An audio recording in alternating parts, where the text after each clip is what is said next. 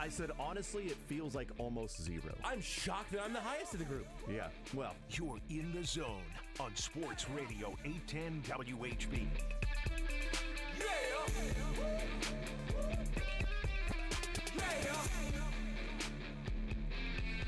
All right, a Monday edition of The Zone right here on Sports Radio 810 WHB. Jason Anderson with you, Josh Brisco and Drake. We head up until 2 o'clock. The next 4 hours, we've got you. A lot of stuff to get into today. We'll talk some Major League Baseball, some prospects, some drafts, some NFL football, some college football along the way as we take you up until 2 o'clock. 913-912-4810 is the text line to join us. 913-912-4810, text line to be a part of the show today. We got a packed show as well with a number of guests. We will talk with, coming up at 11 o'clock, we'll talk with Erik Kratz, former catcher. He was on the Royals in 2014, parts of 2015. He's a backup catcher. Why are you talking to Erik Kratz? Well, he and Tim Brown, not the receiver Tim Brown, but the baseball writer Tim Brown, have written a book called the Tao of the Backup Catcher. And it's about just the life of backup catchers. Erik Kratz's life. Drew Butera is talked about in this, so it's kind of interesting. Reading a few chapters over the weekend of this and the way that catchers become backup catchers and sort of holding on and trying to stay around and the sort of life decision each and every year of, do I keep doing this? Do I do something else? Am I going to put my family through another year of travel, and not even just travel, but like, where am I going to end up in different teams? Like Erik Kratz in 2015 calendar year alone. Here's what Erik Kratz's teams were, because he played with the Kansas City Royals. He's got a World Series ring with the Kansas City Royals. In the 2015 calendar year alone, Erik Kratz was a Kansas City Royal, Boston Red Sox, Seattle Mariner, Philadelphia Philly, San Diego Padre, Lehigh Valley Iron Pig, Omaha Storm Chaser, and Tacoma Rainier. That was in 2015 alone. Kansas City, Boston, Seattle, Philly, San Diego, Lehigh, Omaha, Tacoma. That's where he and his family were in the 2015 season alone. He's got a World Series ring to show for it, but that was 14 at-bats in the 2015 season, and the Royals ultimately chose Drew Butera over Erik Kratz. By the way, good choice. Sorry, I appreciate Erik Kratz coming on the show today at 11 o'clock, but Drew Butera was good for the Royals and had one of the best at-bats in the postseason against the Houston Astros and drawing the walk and all the things that Butera was able to do. And Erik Kratz in the book talks about watching on TV Drew Butera catching the final pitch from Wade Davis and going out and celebrating, and just what that would have been like. And he said that opened up a bottle of champagne for himself and toasted to his friends and everything. So that was pretty cool to read that. But we'll talk with Erik Kratz about sort of the backup catcher, the life. He's around the All-Star game today, so he's doing a number of different interviews for the book and the All-Star festivities with the Home Run Derby coming up tonight, the All-Star game tomorrow. I will be heading to, along with Stephen St. John, I will be heading to Lake Tahoe tonight for broadcast tomorrow through Friday there at the American Century Championships in Lake Tahoe. We'll see which celebrities, guests, athletes we can get on the air over the next 4 days. So I actually won't be watching the Home Run Derby tonight, which is unfortunate because I love the Home Run Derby. So I won't be able to watch it. I don't know, maybe on the plane. I never know, what's available on the plane and what's not, whatever maybe ESPN is available. I'm not sure. So we'll see, but I do enjoy the Home Run Derby. But that means I'll get a chance to watch the All-Star game, which I typically don't watch because I'm flying out to Lake Tahoe at least when I'm going to Lake Tahoe on a Tuesday night. So no Home Run Derby, but the All-Star game, not sure. We'll see. We'll see how tonight goes, and if there's anything conversation worthy tomorrow that I'll try to read up on. I think, it depends on, of course, when you're, on the plane and when you're jet setting around everything else. Right. But I think more often than not, they've got the live TV you can access for free from your phone without paying the $8 for Wi-Fi, which has always sort of felt unnecessary to me. Hey, you've got us here. You're going to give us these peanuts for free, but this Wi-Fi is going to be $8 extra. It's 2023. We can have the free Wi-Fi. But I think you might be able to tap in for a little bit. You'll be able to watch. Hopefully. You'll be able to watch the Home Run Derby higher than the home runs. I'll also be doing that, but you'll be in a plane. If this was in Denver, that may not be the case. That's true. So we finally have something in common when it comes to life away from the show. We knew we were going to find that middle ground one day. And apparently we did it here. Way up. 913-912-4810. That's Eric Kratz coming up at 11 o'clock. We will talk with Alex Duvall, Royals Farm Report, coming up at noon. And we will talk with him about the 2019 Major League Baseball draft. That's it. That's the only thing we'll talk to him about. No, we'll talk to him about what took place last night. When we talk to him today at noon, it'll be about an hour away from the next rounds taking place. 3rd through 10th, I think, is today. And then the rest of them tomorrow. But we'll talk with Alex Duvall today coming up at noon, Royals Farm Report. And then Adrian Alanis, the Centon High School baseball coach, Blake Mitchell's high school baseball coach. We will talk with him, a former Texas Longhorn, drafted in the 8th round and played 6 seasons in minor league baseball before hanging him up and returning to coaching, and is coaching high school. So he certainly knows about being a big-time prospect. Again, was at Texas. Threw a no-hitter against Oklahoma. At Texas, take that, Todd Lebo. Get Lebo in here for a couple of questions. That's right. 1 or 2. 2005 World Series. Adrian Alanis was the winning pitcher in Game 1. They won the World Series in 05, did Texas. So a guy who's been on the national spotlight, a guy who's been a promising prospect before. We'll see what he thinks about Blake Mitchell and how good of a player he can be. He is where he needs to improve. Advice that Adrian may be giving him. So we'll do that coming up in the noon hour. And then Mick Schaefer, KSHB 41 Sports Director, will be our guest at 1 o'clock. We got some Learn Funniest Best coming our way, presented by Pyramid Roofing.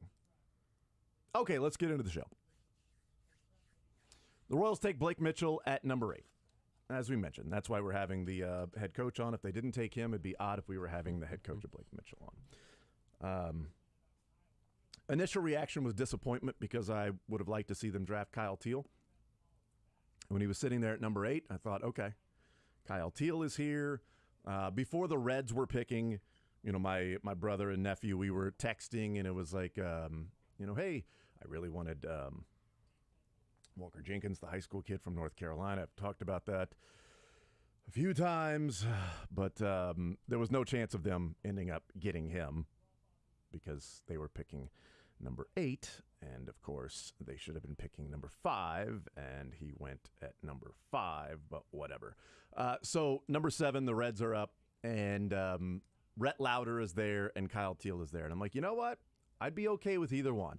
I am way more of a college bat. Rhett Lauder seems like a guy that has incredible command, raids the zone, and maybe that will result in a guy who, in the next couple of years, maybe he's not up at the beginning of 2024. Maybe he makes his debut midseason 2024, and then 2025 he's in the rotation.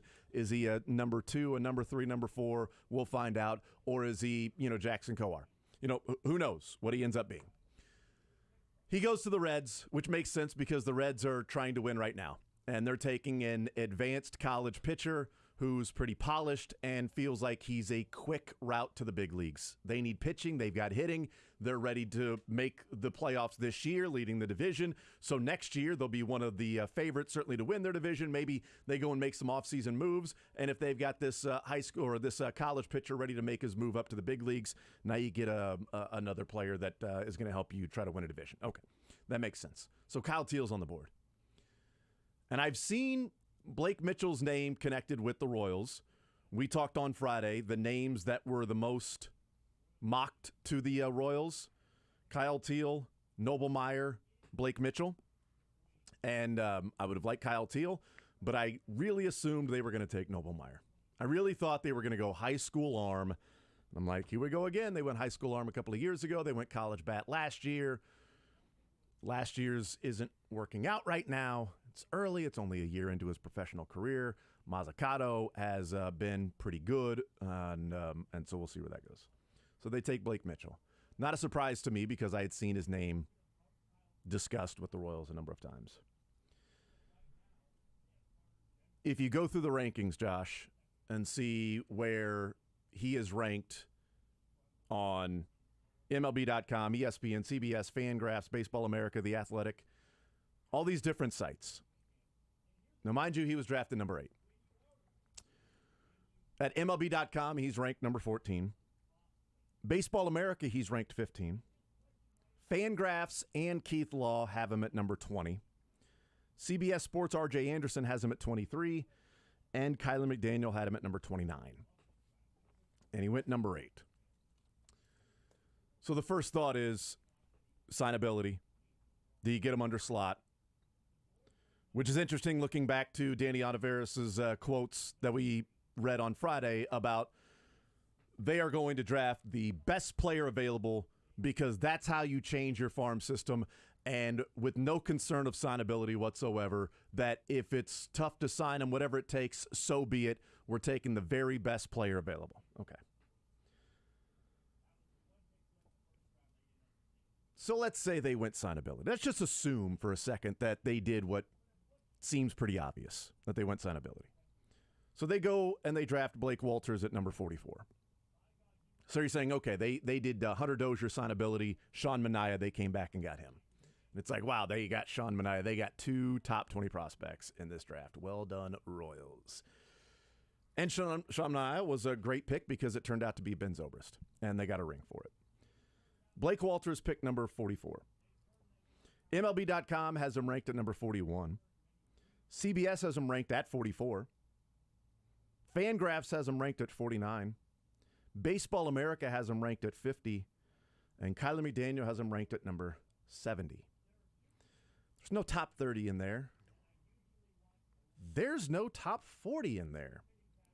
So if they came back to save money at number 8 to go and draft somebody at 44 to go above slot, or even number 66 in Carson Rocafort, who MLB.com has him ranked at number 129.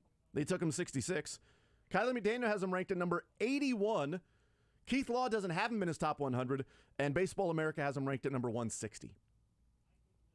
And he was taken number 66.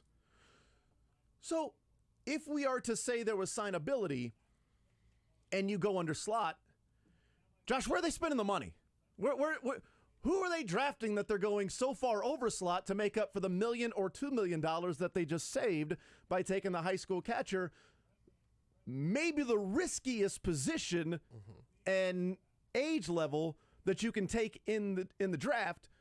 And he also turns 19 in like a month. So they took a 19-year-old high school catcher. Not like the high school shortstop who's 17 years old right now. That's a little bit different. Just wondering where the money's going to be spent if you save money on Blake Mitchell. I have ways that I can sort of drum up either some confidence or maybe at least a little bit of the logic. I can tell you at some point why, drafting Kyler McDaniel's 29th prospect, 8th overall doesn't bother me as much as that gap might make it sound. I got a couple of things. Okay. None of those things include me telling you where that money's going. Okay. I don't. That is what it seemed very obvious as 8 rolled around. Like, all right, so they're going to try this like double-barreled approach that we talked about some last week that we're not huge fans of, but it's also about, where your talent drops fall off. That's kind of my thing from wherever he ends up getting ranked. You take him at 8 because we've already agreed there's a top 5 and then there's a 6 through maybe 20, right? All right, so you maybe have some variance in your 6 through 20, but it's a very similar tier. Okay, high school catcher thing, I have all the confidence in the world. We will talk about that plenty because I don't know, man. But the underslotted 8 directly appropriate to slot in the second, no extra reason to spend your money in the bonus round, and I don't know where the money's going to go. I don't know what the advantage ends up being. I don't know how weird of a plan they could have at this point to make that part of it make sense. And so that just kind of leaves me thinking that wasn't a huge thing front of mind when they made that selection. Or it was for reasons we are going to have to get real pessimistic about. I mean, look, there's a very real shot that the Royals view Blake Mitchell as the best player that was there at number 8. Right. So it's not just they clearly went signability and they could have gone with another player. The question you would ask, and this is a very obvious answer, it would seem rhetorical, still going to ask it, we can still answer it. Number 14, number 15, number 20, number 20, number 23, and number 29 of the 6 different rankings that we looked at for Blake Mitchell going into the draft, and they took him at number 8. Mm-hmm. If he was the very best player available on their draft board, are the Royals smarter than the consensus in the industry? Mm-hmm. Or do we probably trust the consensus in the industry over the Royals' drafting history? Yeah. So if this was not signability, if they are not spending the extra money elsewhere, and they said, no, we're gonna sign at slot. I mean, this guy is so good. I mean, he's a two-way player. The guy's touching 98 miles an hour on the mound. By the way, if that works, the pick is great. Everything's fun. I don't care. I'm happy. Let him be. Go ahead and let him be a two-way player. That'll be more fun. Be a catcher and a closer For himself. Like that right. old Looney Tunes cartoon. Throw it and catch it. Bugs is going to throw it to himself right back there and catch it. That's exactly right. And if that's the case, you need a really good backup catcher. Eric Kratz is going to join us at 11 o'clock just to talk some backup catching, things like that. You would need a great backup catcher to come in the 9th inning for Blake Mitchell to get on the mound and be your closer. After hitting a couple of home runs and catching 8 innings of baseball and working the starting pitcher and 8 innings, 5 hits, 1 earned run, 8 Ks, 1 walk, and then he gets out there and strikes out the side. 1, 2, 3. Well, that was a hell of a draft. Doesn't seem like too much to ask. Exactly. I mean, why can't he be Shohei Ohtani? He does both. Exactly. But it's just, I would guess the odds are pretty long of the Royals being right and the industry missing on this kid, and almost everybody across the board has him minimum 6 slots lower than what the Royals took him. And that's not, like, you can look at mock drafts, that's great. Jonathan Mayo had Blake Mitchell going number 8 to the Royals. So his mock draft was right. He had him ranked at number 14, though. The number 14 overall prospect, but going number 8 because of the Royals cutting a deal.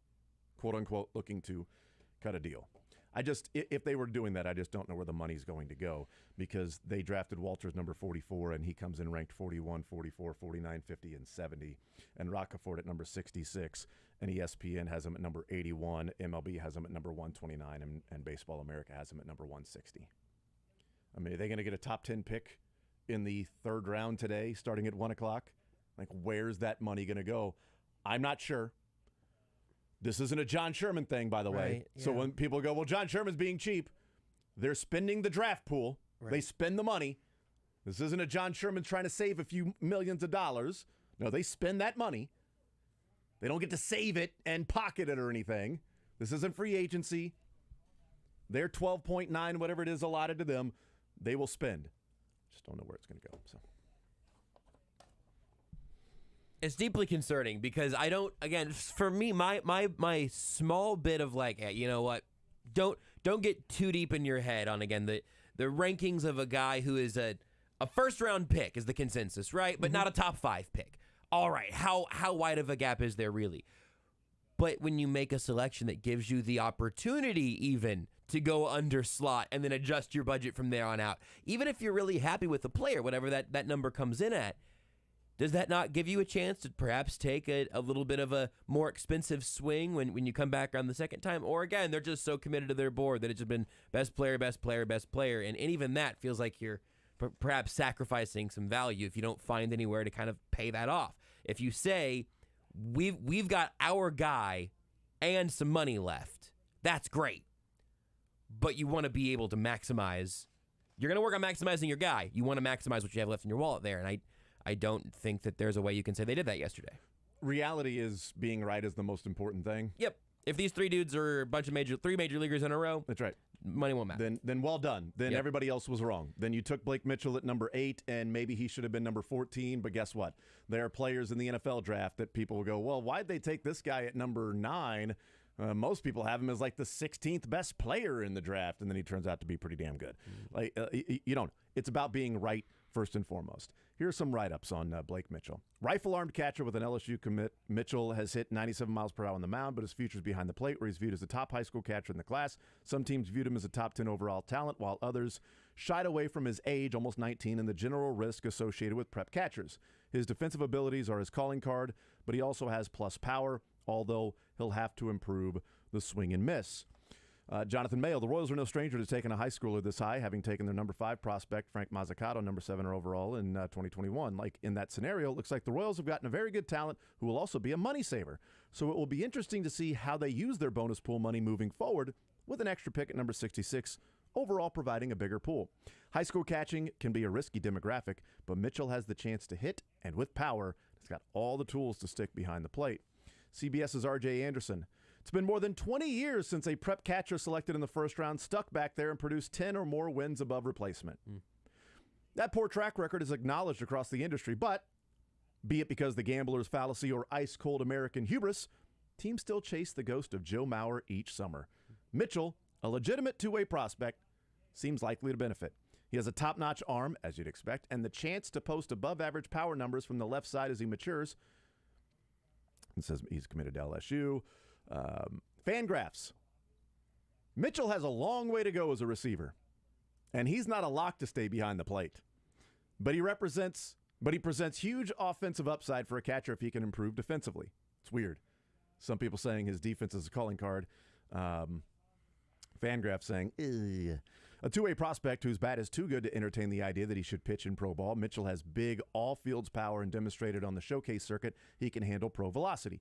Comfortably in the low 90s on the mound, Mitchell has run-stopping arm strength behind the plate, but he's a poor receiver and ball blocker whose technique, especially when it comes to catching poorly located pitches, needs a ton of attention. If he's slow to improve on defense, he might end up on the Harper, Myers, Soderstrom track after a little while in pro ball because of his bat. A couple more. Baseball America. The top high school catcher in the class, Mitchell, is also a talented pitcher. He's been in the mid-90s on the mound, was used in a two-way role for Team USA's 1800 gold medal winning national team. Despite his talent on the mound, his upside is higher as a catching prospect.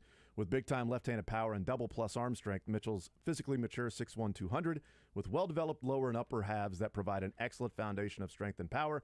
He has solid rhythm in the batter's box and a generally strong understanding of the strike zone. Though his pure bat-to-ball skills need work, it's not surprising for Mitchell to swing and miss against all pitch types, and he'll need to do a better job making contact in order to tap into his plus raw power. While his pure hit tool remains a bit raw, he's a polished and instinctual defender behind the plate. He received well and did a nice job of handling the best arms in the class in 2022, including a few high-octane, poor-control pitchers with Team USA.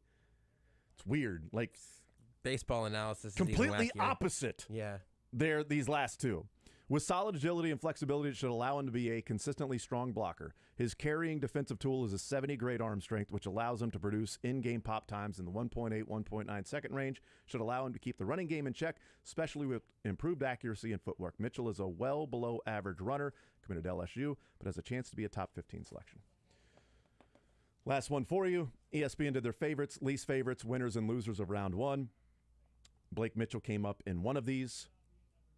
Dave Schoenfield, least favorite of the first round. Hard to believe, but it's the Kansas City Royals. I don't know if that's sarcasm. I also don't know if that's sarcasm. Hard to believe, but it's the Kansas City Royals. Taking a prep catcher in the top 10, no thank you. Blake Mitchell's the first one taken that high since Kyle Skipworth in 2008. Never heard of Skipworth? That's because he never reached the majors.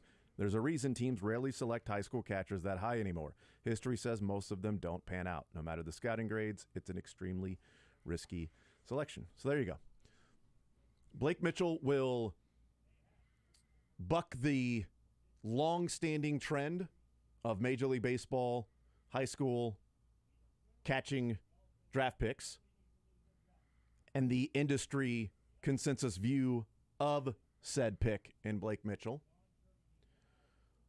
Or this will be one we look back on and go, didn't work out. I hope it works out. I hope he's a stud player, as every Royals fan does. Your concern is that it's the Royals. Your concern is that the track record of the Royals drafting the first round ain't great. Your concern is that the track record of catching high school catchers ain't great. Your concern is that high school players typically, aren't exactly all that great. Your concern is that the Royals have such a subpar farm system that they can't miss on number 8 if it feels like they missed, at least right now, early on, Gavin Cross last year, and Asa Lacy at number 4. We'll see about Frank Mazzucato. But 3 of the last 4 would be disastrous for a team that continues to lose and lose and lose and lose and lose. You simply cannot do that. So there's your risk. High risk, high reward? Certainly. The thing about Blake Walters in the second round, or number 44, Fangraphs has him listed as a high risk. Carson Rockefeller at number 66, Fangraphs has him listed as a high risk. So they are not going safe. They are going high risk, high reward, which could turn out to be awesome. Could be a franchise-changing draft. Or it could be the beat goes on, another brick in the wall, and talking about who they're going to draft next year. Because you got to be right and you got to develop. Because if you're wrong, development doesn't matter. If you're right, development matters, but it could be a level of still getting a good player, just not as good/great as he could be with better development. We'll all see. We'll take a timeout. We'll come back. We'll continue rolling more Zone next. Want to see more of The Zone? Watch the show live on the Sports Radio 810 WHB Facebook, Twitter, YouTube, and Twitch. Look, Blake Mitchell's ceiling could be the roof if you're Michael Jordan. I'm not sure if it is or not, but if his ceiling is the roof, God, I hope he's got a good one. And if he doesn't, maybe the Royals can go to Pyramid Roofing to try to get one of those better ceiling roofs Michael Jordan things. 816-966-1101. You can get a free estimate from Pyramid Roofing if you've got issues with your roof, gutters, you need a repair, you need it inspected, you need it just simply checked out to make sure things are good to go. You've got, you need a new roof. Maybe you're getting ready to sell your house and that has come up and you want to put a new roof up there.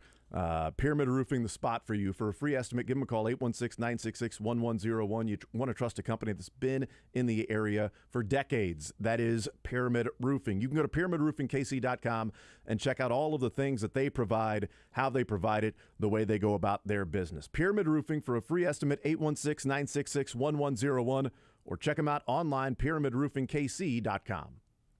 Hey, Kansas City, Stephen St. John here. Our friends at Polymagic are experts at floor coatings and...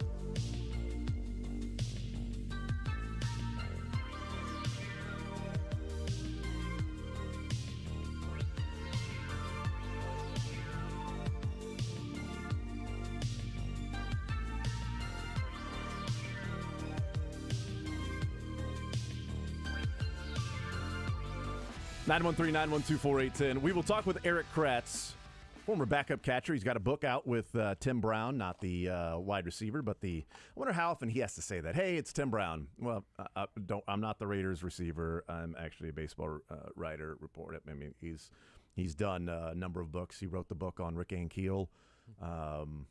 Jim Abbott. He did a book with Jim Abbott, and now with Eric Kratz, the Dow, the backup catcher. And we'll talk with Eric Kratz coming up at 11 o'clock. We will talk with Alex Duvall, Royals Farm Report, coming up at noon. Not that Alex Duvall. No, actually, it is that Alex Duvall. Whew. I was like, are we talking to another one? Talking to Alex Duvall from Diamondbacks Farm Report. What are the odds? And then Adrian Alanis, the high school coach for Blake Mitchell, who was the Royals' first-round draft pick. Text 913-912-4810 says, wow, hadn't heard much about the draft, but I was excited because hope springs eternal with a new crop. Then on comes J.A. to kick me right in the balls this morning. Royals suck at drafting. We're doomed. Maybe they were saving money for next year when we lose the lottery. Better. Brutal. Yeah.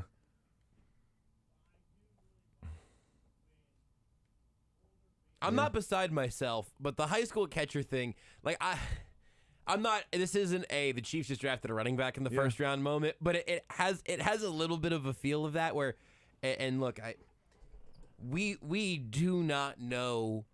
No one has a crystal ball unfoggy enough to see the future through the Major League Baseball draft. Exactly. Like it is of all the inexact sciences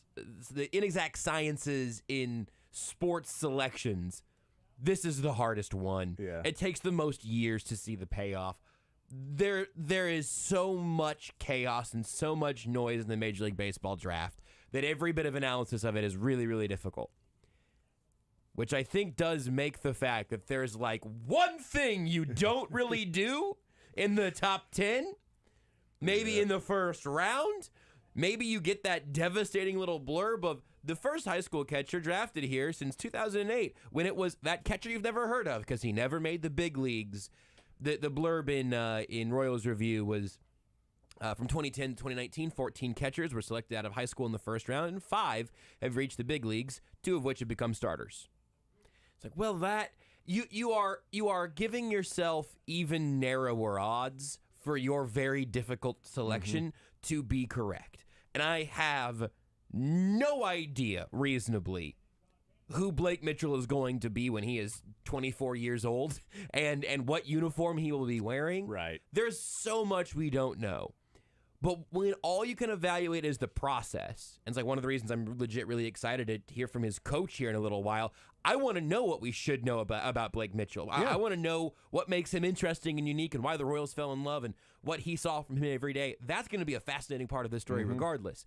But when you have Kyle Teal, who feels like a pretty good bet just given the general decades of data that we have, and instead you go, we are so in love with this high school catcher that we need him to be so special that he doesn't only beat the odds of being a good number 8 overall pick in the Major League Baseball draft, but he has to beat the even longer odds of being a high school catcher who becomes an excellent Major League Baseball player.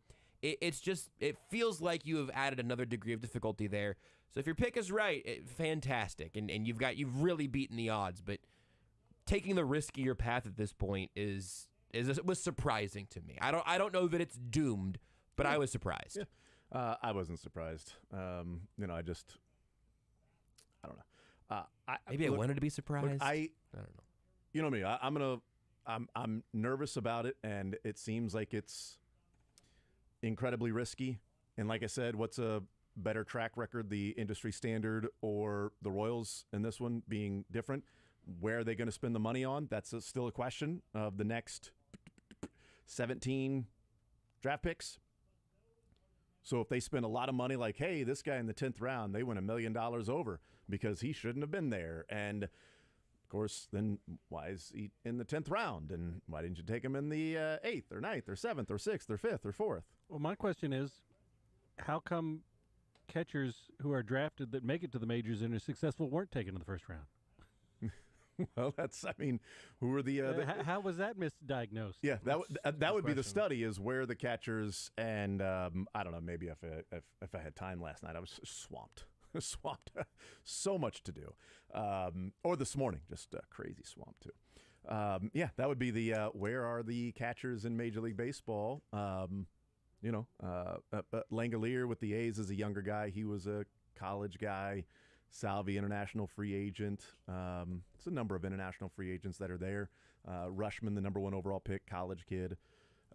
This text says, and we'll see, that says there's a few players available at 75 who may be worth using some of the extra money on.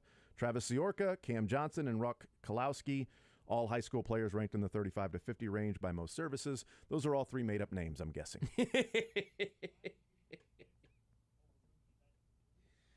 Those are 3 bots on Twitter right now. Those may be real people. I bet they're real I people. hope I trust the texter. I do too, by the way.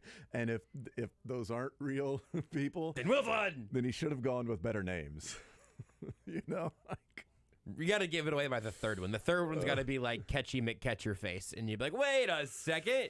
there's a high school pitcher named Amanda Hugginkiss, and I'm pretty sure you need Amanda Hugginkiss if you're talking about the Royals at pick number 75. Wait a minute. I feel like I just got. Dang it. We've got Tungsten Arm fastball. Hold on. I knew it. That doesn't seem right. 913-912-4810. Is there a takeaway, Josh, of bigger picture in high school catcher, high school pitcher, and then college outfielder who had an awesome year last year, Yeah. was a little up and down this year. But is there a takeaway that, last year they went college bat. Year before that, they went high school, high school, high school. This year, high school, high school. And I want to find a pattern really badly because I also want to find, which is a dangerous thing to do, right? Yeah. Is to be looking for a pattern. You're probably going to find one. But I am still so interested in figuring out what is the difference between this front office and the Dayton Moore front office that John Sherman said, yeah, no, we're going to make one big change here, a couple little ones. But by and large, we've got a lot of these same guys with JJ and in charge here.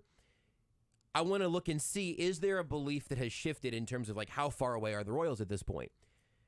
And it might even depend going back to the Aroldis Chapman trade of who you see the crown jewel of that trade being, because you can say, we've got a child and a guy who's already sniffed the majors. So whoever you put more of your eggs in their basket, maybe that tells you what they valued there.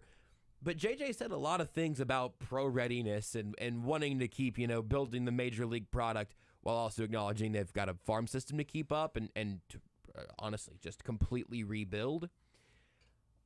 I think that going high school out of the gate here in Roquefort is an interesting case to me for unrelated reasons. We can circle back later, I guess. But going with youth out of the gate makes me think that there is at least the fundamental understanding of we cannot really rush all of this, but I am so interested to even wonder what John Sherman is thinking about the timeline and how long J.J. Piccolo and the rest of those guys who are holdovers have to prove that there is a new and better direction being had here. I don't know how quickly Blake Mitchell can prove that he was a good or a bad pick. It should probably take his dear sweet time because he's a high school catcher. Again, almost 19, but we're still going to have to be a little patient. It's the baseball draft. I think the Royals realize this is not one more cycle of talent away. But I also wonder if there's going to be a way for them to show progress to where they can say, hey, Mr. Sherman, you've got the right people in charge here. You've got it in trustworthy hands. It's just going to take us 5 years from here, not 2 years from here. And I don't know if Sherman believes that yet. Because the one thing we'll never be able to know is if they're sitting there at number 8, and let's say they're the Reds, or what the Reds situation looks like right now. If the Royals are sitting there with the pick number 8 and they're 50-41, and they've got these guys that are coming up and they still have 5 players in the top 100 prospects across baseball. So 5 players, 2 in the top 30. Crazy. Are they taking Blake Mitchell? Or are they taking Kyle Teal or Rhett Lauder or something like that? Like the Reds said, we're taking this college arm that we feel like is going to be up here next year. In the middle of 2024, their trade deadline acquisition is the number 7 pick in the draft. In the ace of the Wake Forest staff, the Wake Forest team that led the major or the country in ERA. and a guy who's pretty polished. There's your July trade deadline acquisition. Right. Next year is the number 7 overall pick. Do the Royals go Kyle Teal if they're sitting there and these guys are playing well and they've got this group that's just fun and you feel like they're going to be together for a while? Now, is Salvi part of that? And if Salvi's a part of that, is Salvi sliding down in the batting order? Because if the Royals are sitting 50 and 41, I doubt Salvi's batting 250 in the number 3 spot and struggling the way that he has over the last month and a half. Is he sliding down to number 7, number 8? And is he moving more into DH role or other things? And you go, look, Kyle Teal, this guy can be up here next year. At worst, he's going to be a part of this 2025 team. And at that point, we've got a year and a half more of Salvi, and then it might be ready to move on to the next guy, and that's this college arm, and he'll be, 24 and a half, 25 years old, ready to go as an awesome catcher. Maybe that's the route you go. I don't know, but I do think there's something to you take a high school kid, first round, second round, where last year when Dayton was a part of it, Dayton, JJ, Goldberg, Ontiveros, those 4 guys, take Dayton out of the mix now, and it's JJ, Goldberg, Ontiveros. They went college bat. Is that because they were lying to themselves about how close they were? Is that because they couldn't miss again? They needed a safe pick? Is that because of a relationship with the family with Gavin Cross? He was the best player there. They couldn't pass him up. His bat was too good. His bat would play at whatever position he was going to play at, center field, right field, left field. It didn't matter. That bat's going to stick in Major League Baseball. He'll be quick. He could be up here in the middle of 2023. 2024 at the latest because he's a college kid. Like, was that the thought? Did they think they were closer than they actually were? Whereas an evaluation year, look, you're evaluating what you even have. You got no clue. We don't need to take somebody that's close. We need to take somebody with the highest ceiling we feel right now. And Blake Mitchell could be a stud and has a really high ceiling. It's a risk, but it's not a single or a double. It's a strikeout or a home run. The question is, are the Royals in the business of strikeouts and home runs in their farm system? Or are they more in the business of the top 10 pick being a single or a double? Yeah. It's a huge question. That's for the Royals to get right. That's for Danny Ontiveros and J.J. Piccolo and Lonnie Goldberg to get right. Problem is, Lonnie doesn't have a track record of getting those things right. We'll take a timeout. We'll come back. More Zone next. Take the show with you by listening live on 810WHB.com, in the 810 mobile app, or by subscribing to The Zone wherever you get your podcasts.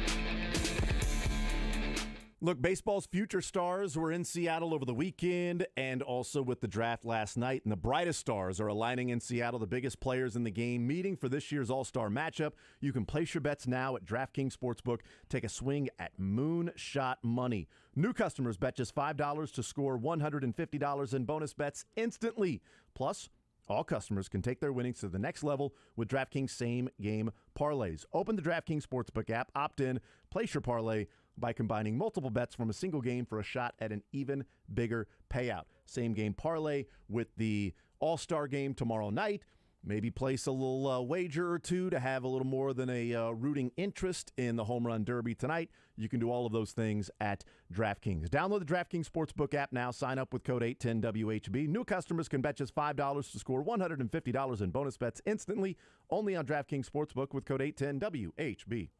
Gambling problem? Getting help is your best bet. Call 800-522-4700. 21 plus. Physically present in Kansas. Bonus bets expire 7 days after issuance. Eligibility and deposit restrictions apply. Terms at sportsbook.draftkings.com/baseball terms. On behalf of Boot Hill Casino and Resort. This is...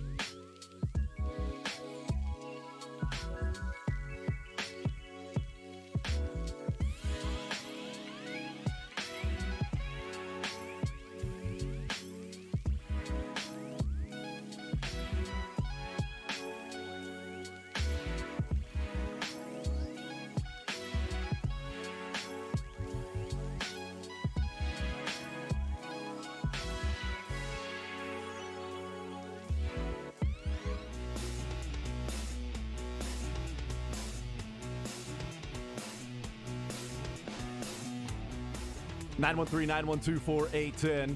913-912-4810. Text says, I was surprised the Chiefs took Mahomes instead of Watson, especially when the history said that QBs from the Big 12 don't usually work out. I mean, yeah, there are some things that, the Chiefs drafted Mahomes, and the consensus of the industry was that Mahomes was not the number one quarterback on the board. The Chiefs had Mahomes as their number one player on their board, and the consensus around the NFL was, we'll see. I mean, this guy is it's a risk with Mahomes and Texas Tech quarterbacks and things like that, and it's worked out just fine. There's the development aspect that goes along with it, but also, they were right in their scouting. They were right in all of those things. He was Brett Veach's guy, and then Brett Veach was in charge the next time around, and he traded up for Breland Speaks, who's been tearing up the USFL. Never on the ground. Never on the ground, though. Tex says there's a first-round catcher with the Reds AAA team tearing it up named Harry AZCRAC. Don't see him pulling up on Baseball Reference. Weird. Nope. Can you pronounce that for me? No, I can't. Okay. I'm terrible at pronouncing words. Yeah, that's true. If I said that, I would have to then retract that name. The retract part was never a problem for you. Just retractable? There we go. That's like a word you said 1,000,000 times correctly and never gotten wrong. I had a lot of practice over the weekend. Tex says the Royals are not the Chiefs. That is also factually correct. That is also factually I mean, that's the thing about the track record, right? It's you have your benefit of the doubt. When you give the benefit of the doubt to someone who's earned it, you are being reasonable. When you give the benefit of the doubt to someone who hasn't earned it, you're generally being foolish. Tex says, safe picks haven't exactly worked out for KC. Wasn't Lacey the consensus best pitcher, and the Royals were lucky to get him at number 4? Yeah. Yeah. And Gavin Cross was one of the safest picks in the draft last year. Baseball draft was really hard. It's a crapshoot. It is. And I'm excited for the tools the kid has. I'm excited for what he could be. We'll see. I mean, if he fails, then is he a back-end reliever and you get something out of him? That would make me happy. You don't want it. You don't want it at number 8. No, you don't want that guy at number 8. But they took Coach Haver number 1. And the guy got the win in the deciding game of the World Series. Okay. Fact or fiction? Veach is still the best GM in town. Fact. Yeah. I mean, I would say that's pretty accurate. Yeah, pretty accurate. But it is weird, like just the difference of baseball and the NFL. Like I'm sitting down watching the draft last night with my wife, my son, daughter. We're just sitting there watching, and as it got closer to the Royals pick, then more attention being paid, and it's just like, okay, so. And my son's like, so is he going to play this year? I'm like, no, he's not going to play next year. Well, no, he's not going to play next year. So that's difference in the NFL draft is if you're drafted in the top 10, you're probably a star. You're coming into a team expected to not only start, but make a real impact 4 months later. And if you're a top 10 pick in Major League Baseball, you're hoping that guy can be up in a year and a half, 2 years. You just keep an eye on them in the minors to see what they're doing and their advancement. And then you look back one day and you go, oh, yeah, that guy was drafted in the first round. That's right. I mean, 3 years after Bobby Witt, he makes his debut. Tex says if the baseball draft is a crapshoot, the Royals should excel. It's not bad. It's not bad. Well, you know what? Let's think of good times. Eric Kratz, who was on that 2015-2014 season. We'll talk with him about the book that's coming out. Choice for lawyer is an important decision and should not be based solely upon advertisements. Compensated dramatization. I called Mike and his team after my wreck, and they got me 120.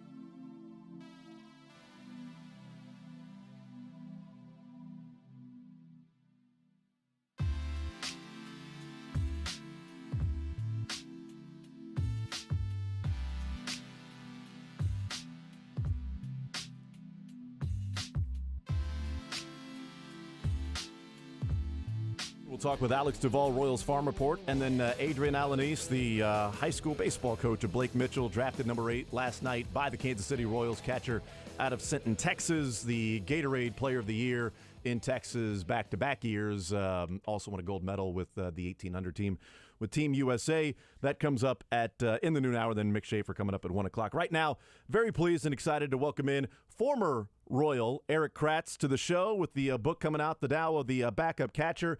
Eric, welcome into the show. How are you, sir? Jason, thanks for having me on. I'm great. Well, I really appreciate you joining us. I want to start with just the thought process and sort of the motivation behind writing this book with Tim Brown, and sort of the perspective of somebody who's been a journeyman, who's been a number 2 catcher for 11, 12 years in the big leagues. Yeah, well, first of all, I usually think of the movie where he's like, "Who does number 2 work for?" So that's pretty much my career. Yes, the book really was something that people, even before I made the big leagues, people are like, I tell them, hey, what I did that year, and they're like, "You moved how many times? You did what?" They're like, "You should write a book." And I'm like, okay, well, first of all, I can't write a book. So when people say I'm an author, I didn't write anything. Tim wrote it all. We collaborated on it. So it's something that if I had written it, it would have been like one long run-on sentence, like tons of, the spell check would have just broken halfway through it. But it's something that it really came out of the fact that Tim has always wanted to write a book about backup catchers. The book isn't just about my career. It's about backup catchers through history, their story, and not just big league backup catchers, like minor league guys that were drafted, whatever, in the 6th round, 9th round, 20th round, never made it.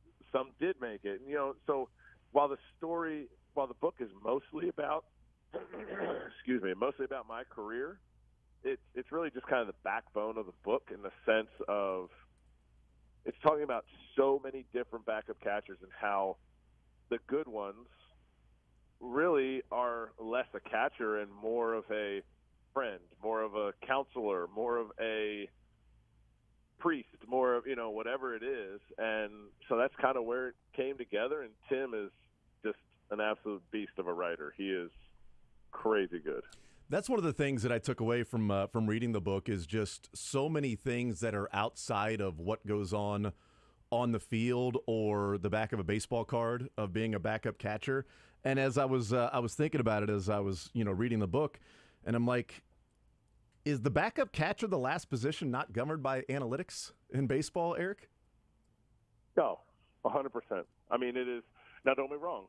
You get fired when analytics do realize that there's a backup catcher on the team. They're like, wait a minute. There's a guy on the team that's hitting .210 for his career, and you guys really like him. I need to check this out. Like, the analytics guys are like, no. We're gonna see what's going on. But the biggest, the thing I go back to all the time, we talk about it in the book a little bit, is in 2018, I got traded over to the Brewers, and the equipment guy in Milwaukee was like, probably about 2 months in, he goes, "Dude, I'll be honest with you." He goes, "When we traded for you in May," he goes, "I was thinking, what the heck are we doing? Why the heck did we trade for this guy?" He goes, "I didn't know you." And he goes, "But I see why we traded for you."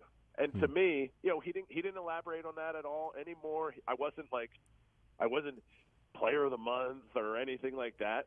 He goes, I see why. And that kind of thing, not that I needed validation, but that kind of moment, that interaction with him, because he was being honest, was exactly what I hoped that I affected in my career as a backup catcher, as a player on each team that I played on. Eric Kratz is our guest. He wrote a book with Tim Brown, and it's called The Tao of the Backup Catcher.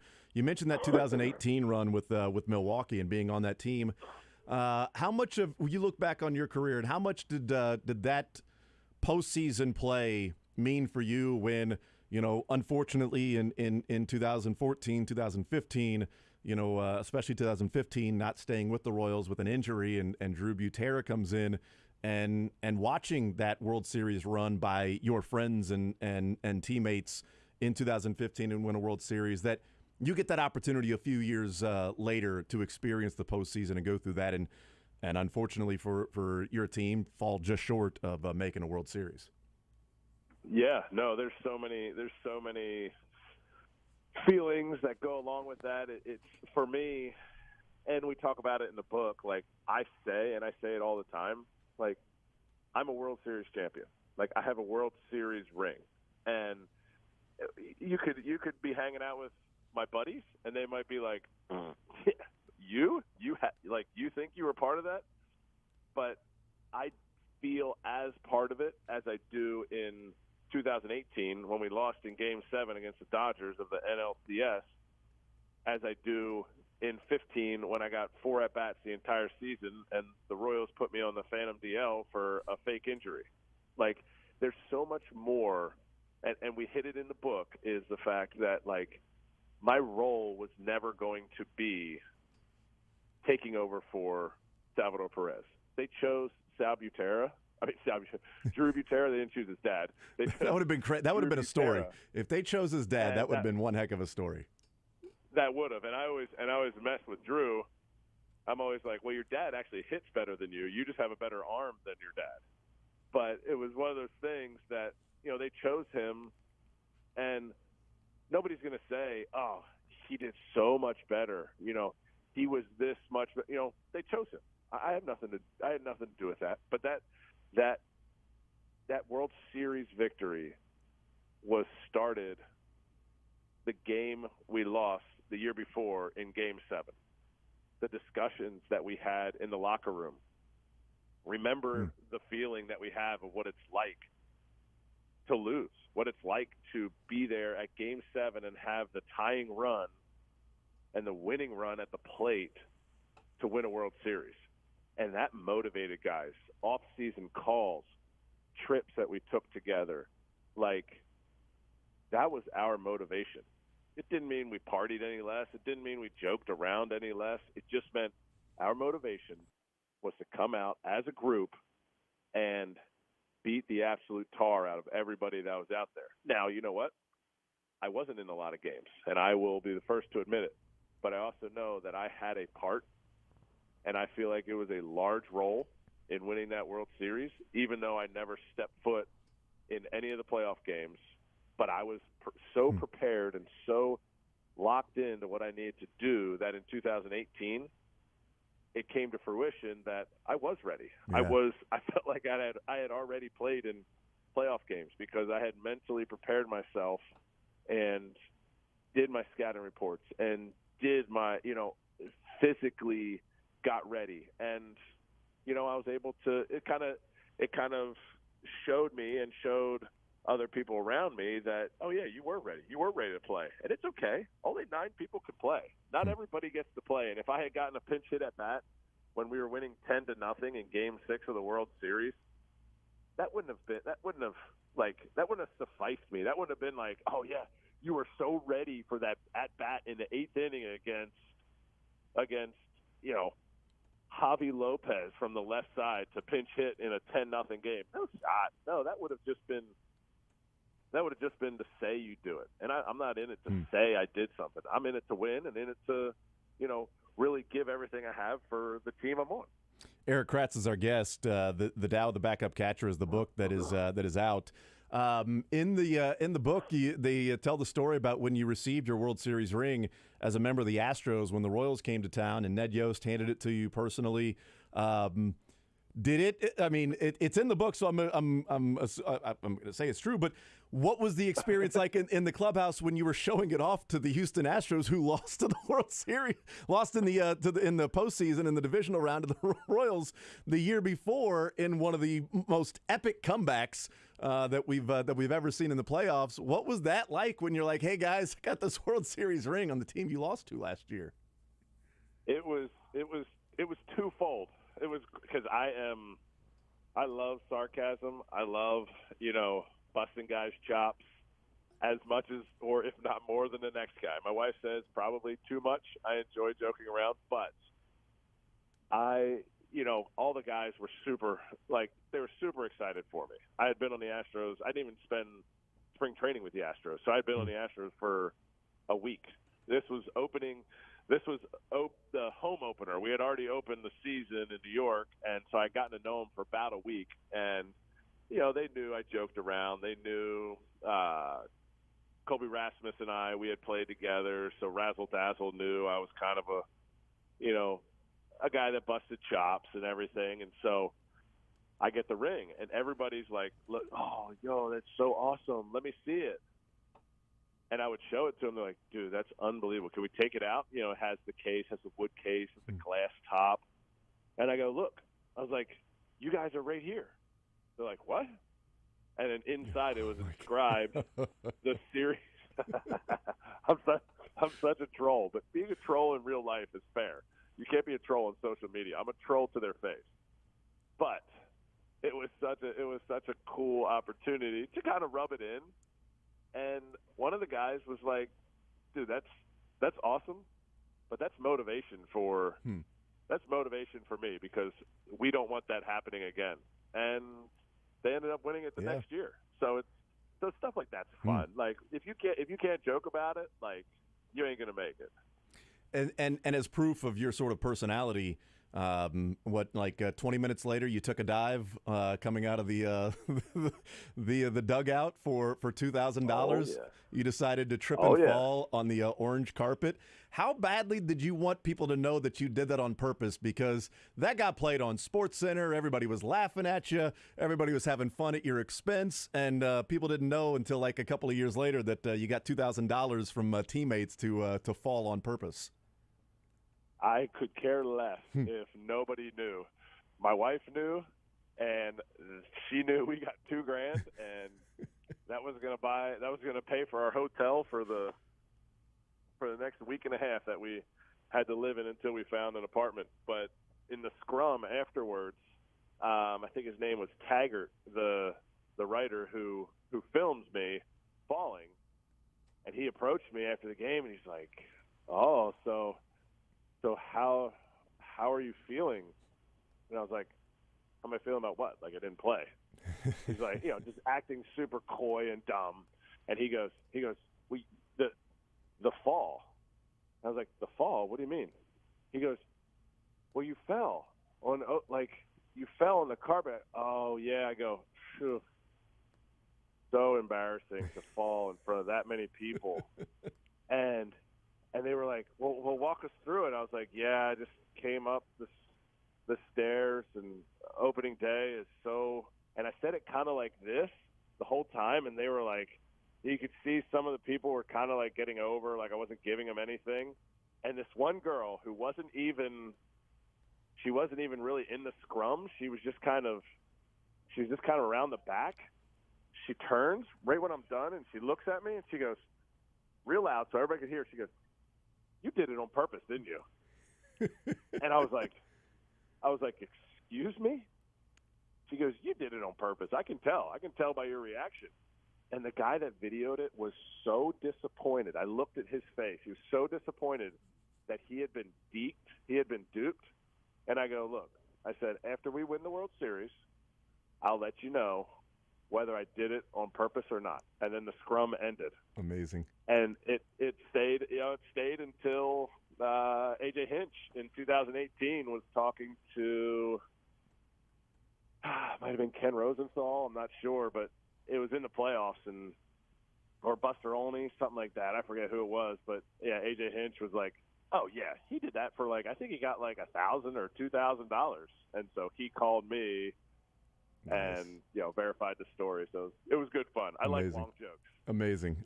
Eric Kratz is our guest. How do you stick it out as a guy that I talked about this in the first hour. I said in the book, in the 2015 calendar year alone, you were a Kansas City Royal, Boston Red Sox, Seattle Mariner, Philadelphia Phillies, San Diego Padre, Lehigh Valley Iron Pig, Omaha Storm Chaser, and Tacoma Rainier. How do you go through that and still decide that you're going to do it the next year and the next year and the next year? Yeah, I mean, I don't think I was I think if I was told at the beginning when on December 15th, 2001, when my wife and I got married during my senior year of college, that we would have moved 94 different times of a month or more, I think she would have been like, all right, that's cool. Like, you have a business degree. Why don't we go and use that? We're not moving that much. Nobody would have said, yes, this is what you're going to do. And even in that year, even in 15, I was so naive and ignorant to think, oh, yeah, I'm going to be, all right, the Royals are getting rid of me. Oh, the Red Sox picked me up. Like, all right, that's cool. Like, I'll dive headfirst into being with the Red Sox. And, I might even be here for the next 3 years because they have nobody else coming up kind of thing. 2.5 days later, fired. And then I'm like, okay, well, the Mariners, they don't have any, their backup catcher in the big leagues is hitting like 0.43. They had a young catcher in Mike Zunino who was struggling, and, they wanted me to mentor him. So I signed there, and they were like, yeah, we just want you in the minor leagues for 10 days, and we'll call you up and, kind of be his mentor. He'll keep playing a bunch. And I'm like, okay, that's cool. Like, I'm about being a mentor. Ultimately in life, if you're only in it for yourself, it's a selfish ambition, and when things don't go well, it's fleeting. Like, you don't get anything out of it, but you get so much more out of it when you invest in other people. Not saying I wasn't trying hard. Like, that was the start of my day. Like, I was back to zero when I got all my work in. And then I started getting built up because of the people that I invested in. And I think it's less about baseball and more about, like, what do we do as people to build other people up? Some days it might be a pat on the back. Other days it might be a kick in the ass. Like, you can't sit here and say, oh, everything's just peachy keen. It's not. Like, bad stuff happens. And so in each moment that I was in, you could look at it and say, all right, well, you got fired and you got sent down to the minor leagues. Or I could look at it and say, I get an opportunity to hopefully positively affect some people in my life that I've never run into. And that's how I started to really take my career. And it helped in the moments when my wife and I, Sarah, we'd pray about it before the season, like, should we continue this path? I was playing. Like, she never played. When people are like, oh, yeah, wife is like, oh, we got traded. No, we didn't get traded. I got traded. You moved with me. Like, all the things outside of the field we did together. So it was decisions that we made together, and it was stuff that there was definitely times. I talk about in the book about times that I was looking to quit, that it was like it was smarter to quit. People around me were telling me to quit, but we kept having doors open and opportunities to hopefully positively impact people along our journey. And I think that's how everybody should approach life. Yeah. No, it's really enjoyable. Eric Kratz, the Dow of the backup catcher. Do you still have those shower shoes? Last one for you. Still have those shower shoes that went from college all the way through your entire career? 100%. They're sitting on the trophy shelf. They're on the trophy shelf? They're on the trophy shelf for sure. It's a conversation piece. That's what I wanted the book to be called. But anyway, we got one chapter called The Shower Shoes, so that's good. That's awesome. Eric Kratz, the Dow of the backup catcher. Thank you so much. I enjoyed the book. It's really, really good. It's entertaining. It's enlightening. So I would suggest those out there if they want a different perspective on a position that has not really been talked about. It's certainly that in depth. The Dow of the backup catcher is for you. Eric, thank you so much for the time. Appreciate it. Fun reminiscing as well and some of the stories there. Appreciate it. Best of luck with the book. Awesome. Thanks a lot, Jason. Absolutely. There's Eric Kratz, the Dow of the backup catcher. It's with baseball writer, reporter, author Tim Brown, and they joined forces, collaborated on this particular project, and it's really enjoyable. It's really good stuff, and it's interesting, sort of the mindset or the how you create what you do as an organization in developing or having that backup catcher. Because, as I said, it's probably the last position in baseball that's not governed by analytics. And one of the anecdotes in there was Theo Epstein, and it did not name names, But when he was with the Red Sox, Jason Varitek was the catcher and everything. And with the Red Sox, he got a backup catcher that was a guy that they were hoping would run into 12 or 13 home runs over, a couple hundred plate appearances, a power guy. And it wasn't working. The people in the clubhouse didn't really get along with them. The pitchers didn't get along with them. And he's like, it'll be fine, guys. I mean, come on. The positive is going to outweigh the negative because, look, we can get 10, 12 home runs from this guy this season, looking at it from a pure analytic standpoint. And as it turned out throughout the season, it wasn't working to the point that there was issues in the clubhouse with this particular guy. So then Theo just cut him, moved on, found somebody else. And he said from that point forward, he viewed the backup catcher completely different. It wasn't a spreadsheet. It wasn't, things that were going on there. It was about psychologists. It was about being around the pitchers, knowing when to push the guy, when to coddle him, when to hug him, when to challenge him. Things like, Matt Trainer with the Royals when Mitch Williams was in spring training with the Royals in 97 or 98. And Mitch Williams was trying to find his fastball. And Trainer had the same glove he had used for years and years and years and years, and it was broken in. And he goes and catches Mitch Williams, and it doesn't make a sound.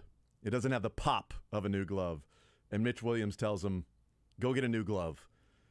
And Trainer was like, well, this is my glove. And he's like, if you bring that glove tomorrow, I'm going to throw it away. Mitch Williams wanted a new glove because he wanted to hear the pop. Because even if the radar gun didn't show it, in his mind, if he heard the pop, it was confidence of that his fastball is coming back. Like even something like that, knowing which glove, and Eric Kratz talks about it in the book, knowing which glove to use with which pitcher. Is this pitcher looking for a fastball? I'm going to use a newer glove. He doesn't have to know that, but all of a sudden the pop is there. So in his mind, he's more excited and confident about what's going on. A regular pitcher doesn't matter. I'm just going to use my regular glove that's more broken in and things like that. It's a fascinating read. It's interesting. The Royals anecdotes that are there. Dayton Moore's talked about. They talk with Dayton Moore. They talk with Ned Yost. And the fact that Eric Kratz showed off his World Series ring to the Houston Astros. When Ned Yost handed him that in the 2016 when the Royals took the trip to Houston, it was the home opener for the Astros. And the Royals, the reigning World Series champions, Ned Yost handed Eric Kratz the World Series ring, and he went into the clubhouse and showed it off to the Astros. Like, hey, look, you're on this. It's right here. The AL Division Series. 5 games. Look, you guys are part of this right here. He's like, I had known him for a week. So yeah, the back, it's interesting, just that part of it. And by the way, as sort of a local connection too, in terms of like the current Royals, the one thing we've heard a lot about Freddie Fermin is that everybody loves him. He's one of the favorites in the Royals clubhouse. Now he's also hitting the ball pretty well. He's not just a guy that's going to be on the team and batting 200 as a backup catcher, but everybody loves him. Like, you can't be an AH if you're a backup catcher. And one of the parts in the book was David Ross. That David Ross, who ended up being, World Series champion, backup catcher, and then catcher, he was playing pretty well. And then he got designated a backup catcher, but he was kind of an AH. And Theo Epstein sat him down and said, look, your career's about to be over. Here's what people think of you. Here's a reputation for you. You're going to be a backup catcher. And if you don't change these things, you're going to be out of baseball because nobody's going to want to hire you. Nobody's going to want to put you on their team. And David Ross said, well, at that point, I had to look myself in the mirror and say, what do I want to be? Do I want to keep playing, or do I want to keep, viewing myself a certain way? I want to keep playing. So then he became the prototypical backup catcher, the psychologist, the therapist, things like that. So it's a really fascinating read. I enjoyed it. I would suggest go check it out. The Tao of the Backup Catcher, Eric Kratz, and Tim Brown's a phenomenal author as well. We'll take a timeout. We'll come back. We'll continue rolling. We'll hear from Danny Ontiveros, JJ Piccolo, as Blake Mitchell was drafted in the first round, number 8 overall last night. A catcher. Hopefully not a guy that's a journeyman backup catcher. Hopefully not a guy that has 900 plate appearances in 11 seasons like Eric Kratz. Or Drew Butera. Hopefully he's a stud catcher like an Adley Rutschman. We'll see. But we'll hear from those guys. And then at noon, I should say, Alex Duvall from Royals Farm Report would be our guest. And then we will talk with Adrian Alanis, the high school coach of Blake Mitchell. We'll take a timeout. More Zone next. You're in the zone with Jason Anderson on Sports Radio 810.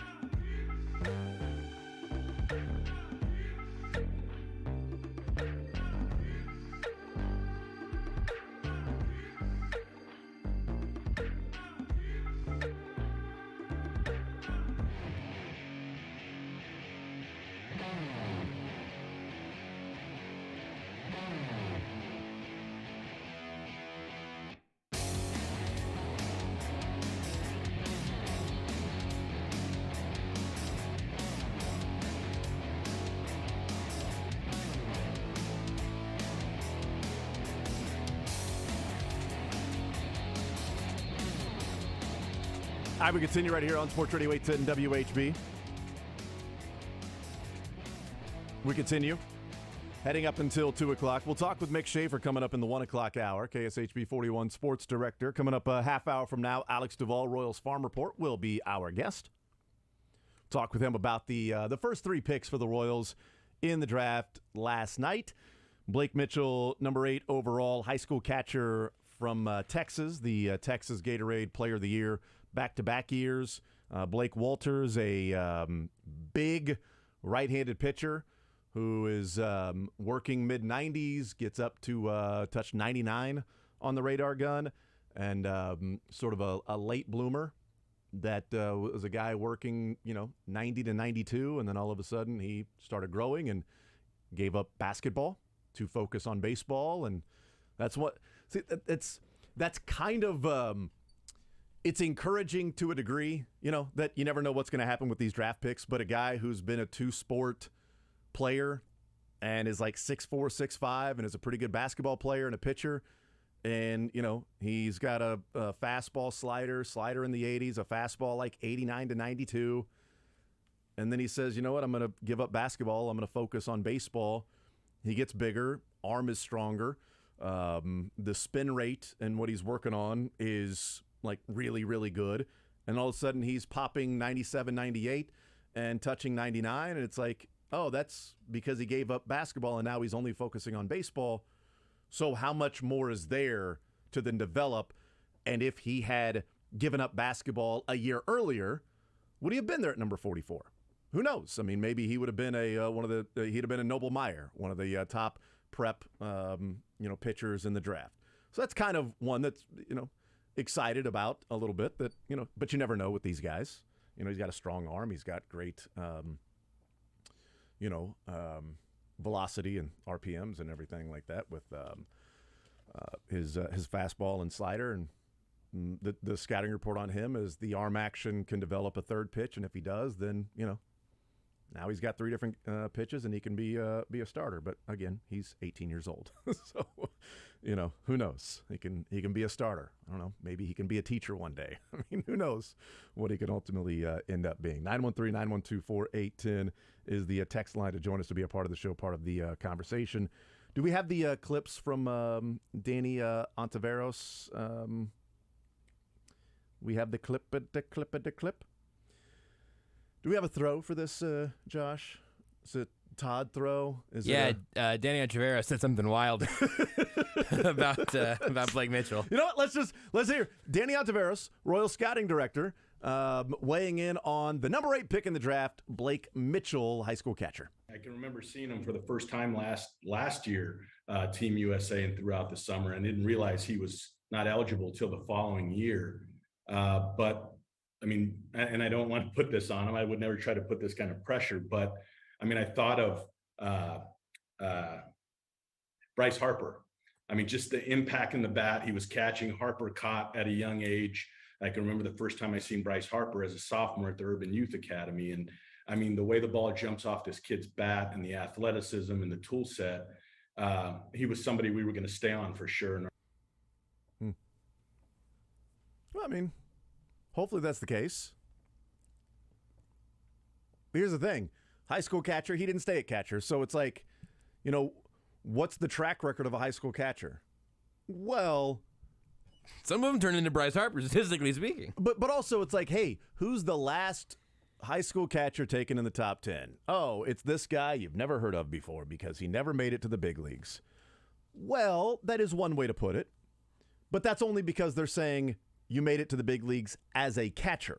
Mm-hmm. You know what I mean? Like if Bryce Harper was drafted as a catcher, and I know it wasn't high school, it was college, but Kyle Schwarber, catcher, college catcher from Indiana, he's not playing catcher. Bryce Harper's not playing catcher. But they're pretty damn good bats from the left side. So if Blake Mitchell makes it to the big leagues and hits, I honestly don't care where he plays. If he's somebody that belongs in a lineup that wins a division, is not the guy who's, the anchor, is not the guy that's weighing everybody down, that's the automatic out that's there, and he plays catcher. If he's a guy that bats fifth in a lineup that can win a division and he's playing right field, I don't care that he was drafted as a catcher and it didn't work out. For as much as we've talked about it, MJ Melendez's defense isn't the problem right now. That's not the reason that his stock is going in the wrong direction. Manny Ramirez was atrocious in left field. He was an adventure. But he drove in more than he let in. Yeah. And that's what matters ultimately in the game. If you can drive in more than you let in, you are a net positive. And he did a lot of that. He reminds me of Bryce Harper. Feels like such a, he's got some Mahomes in him here. He's got some Mahomes in him, Mel. There is that is a great Now comparison. that's actually a bad comparison because Patrick Mahomes did go 10th overall, and Bryce Harper, did people like him coming into the draft? Did people talk about him? Was he under the radar, or was he once in a generation most hyped prospect since LeBron James and until Victor Wembanyama, which is crazy because we don't even know who that is right now. This really tall French kid. Literal child. I don't know, man. Nobody can touch Victor Wembanyama in the Summer League, including Britney Spears. I think she did, actually. Oh, she did. Yeah. I just don't. Did. I don't know. I don't know that. I mean, you can say he reminds me of Bryce Harper, and it can be a compliment. But if you ever go up to your wife and you're like, "You remind me of Margot Robbie today," let me know how that goes. Well, I mean, hopefully it goes well. Today is the... Oh, today. I see what you're saying. Today. Yeah. Honey, today. You fell to 8 overall, but... That's right. I think you're Bryce Harper. Texas, or tweet. Major League catcher Bryce Harper. Tweet from Rob DeSell. He said, the only thing worse than grading a draft the day after is doing it after 3 picks. Wait and see what they do today. Could easily spend money late to entice a guy going to college to sign. Lots of options. Absolutely. I am open to that possibility. My concern so far in just the first 3 picks of the draft at pick number 8, 44, and 66 is looking at the consensus of the industry and where the prospects were ranked doesn't fit with this is assignability at number 8. You save some money and you spend it elsewhere. Now, maybe they spend it in round 3, 4, and 5 and later on. And guys that, I don't know. Maybe because the view would be, and I can understand this philosophy, the view would be our farm system needs so much help. We're willing to take more dart throws on 3rd and 4th and 5th rounders that should have been 2nd and 3rd rounders. So we're going to get a guy in the 6th that should have been a 3rd. We're going to get a guy in the 5th that should have been a 2nd. We're going to get a guy in the 3rd that should have been, a 2nd, and what have you. And that means we're going to take a guy at number 8 that should have been 15. Okay, we're going to take him 7 spots lower so we can get a guy that would be 3 rounds higher. Okay, that makes sense.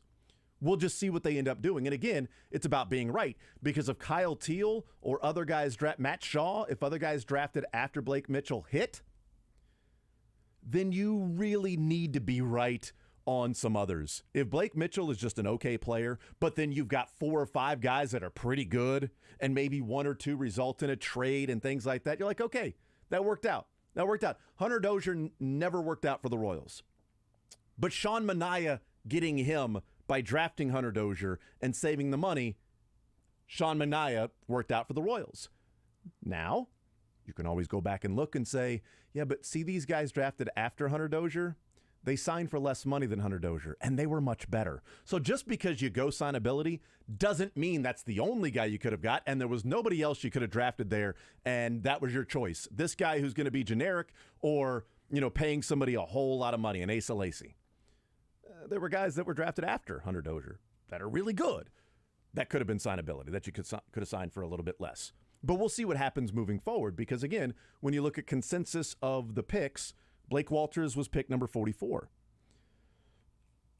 MLB.com has him at number 41. CBS has him at 44. Fangraphs has him at 49. Baseball America has him at 50. And ESPN has him at 70. Well, he went number 44. So is that where you made up for the money? Carson Rockefeller went number 66. Keith Law on The Athletic didn't have him in his top 100. Kyler McDaniel at ESPN had him number 81. MLB.com had him at number 129. Baseball America had him at number 160. And he went 66. Is that where you spend the money? On a Carson Rockefeller? Or is today where you start throwing around cash for guys that shouldn't be there. 1 o'clock is when the draft starts today. Excuse me. Yeah, 1 o'clock. 1 o'clock Central. 1 o'clock Yep. Central, Yep. 2 o'clock Eastern. I almost thought 1 o'clock Eastern and noon. No, 1 o'clock Central is when the draft starts today. We'll see. But that's where the end of the draft, we'll find out. We'll find out what they get. Austin Charles in the 20th round. He's been pretty good. Spend a little more money on him. Okay. Carter Jensen spent more money on him. Ben Kudrna spent more money on him than what was draft slot. Maybe this means Blake Mitchell, Carter Jensen moves off catcher. I don't know. Maybe he goes to a different position. But there's also, real quick, and we'll take a timeout. There's also a difference of saying, well, yeah, you drafted a high school catcher. Well, Carter Jensen, you drafted a high school catcher. You liked that draft pick. Yeah, that was a third rounder. Mm-hmm. They gave $1 million to him in the third round. Blake Mitchell's the number 8 overall pick. So if they drafted Carter Jensen, number 7, where they drafted Mazzucato, that would have been a conversation we were having then of real concern. Third round pick? After you drafted Mazzucato and Kudrna, and then whoever else was drafted there. I can't remember whoever was drafted in between Mazzucato, Kudrna, and before Carter Jensen. And yeah, you get him in the third round. We'll see. It's a different level of where you draft. Clyde Edwards-Helaire, third round pick, perfectly fine. It's a little bit of a clumsy metaphor, but that is sort of the one that I keep going back to, where it's about taking your best shots, taking your best chances to get it right in a spot where it's really, really hard to get it right. Yeah. You are already throwing darts with 2 hands tied behind your back. You are throwing these darts with your mouth. The baseball draft is impossible. Most of these dudes are children. But when you already have a lot of factors working against you, and you're doing something very difficult, you're saying, all right, backboard, trick shot. Here's a trick shot. Not only are we going to get our top 10 pick right, we're going to do it with a high school catcher, which very rarely pays off from this draft slot. Yeah. Doesn't mean it's impossible, but it means you are calling backboard before taking what was already going to be a very difficult shot. All the more impressive if you get it. Yeah. We'll take all the more frustrating if you don't. That's right. And that's the big part is it's impressive if you get it right. It's even worse, almost, if you get it wrong. Because you just can't keep chasing your tail and trying to find guys in the top 10 that come up and can help you at the big leagues. We'll take a timeout. We'll come back. More Zone next. Want to see more of The Zone? Watch the show live on the Sports Radio 810 WHB Facebook, Twitter, YouTube, and Twitch. Football season is almost here, which means now is the time to lock in your Chiefs tickets for the upcoming season from my friends at Tickets for Less. Head over to ticketsforless.com today to find the best selection of tickets to see the Chiefs host the Lions to open the NFL season on September 7th. At Tickets for Less, you always get transparent upfront pricing with no fees, meaning there's no bloated surprises at checkout like you see on those other sites. Shop today and save at ticketsforless.com. In between jobs or have free time? Find out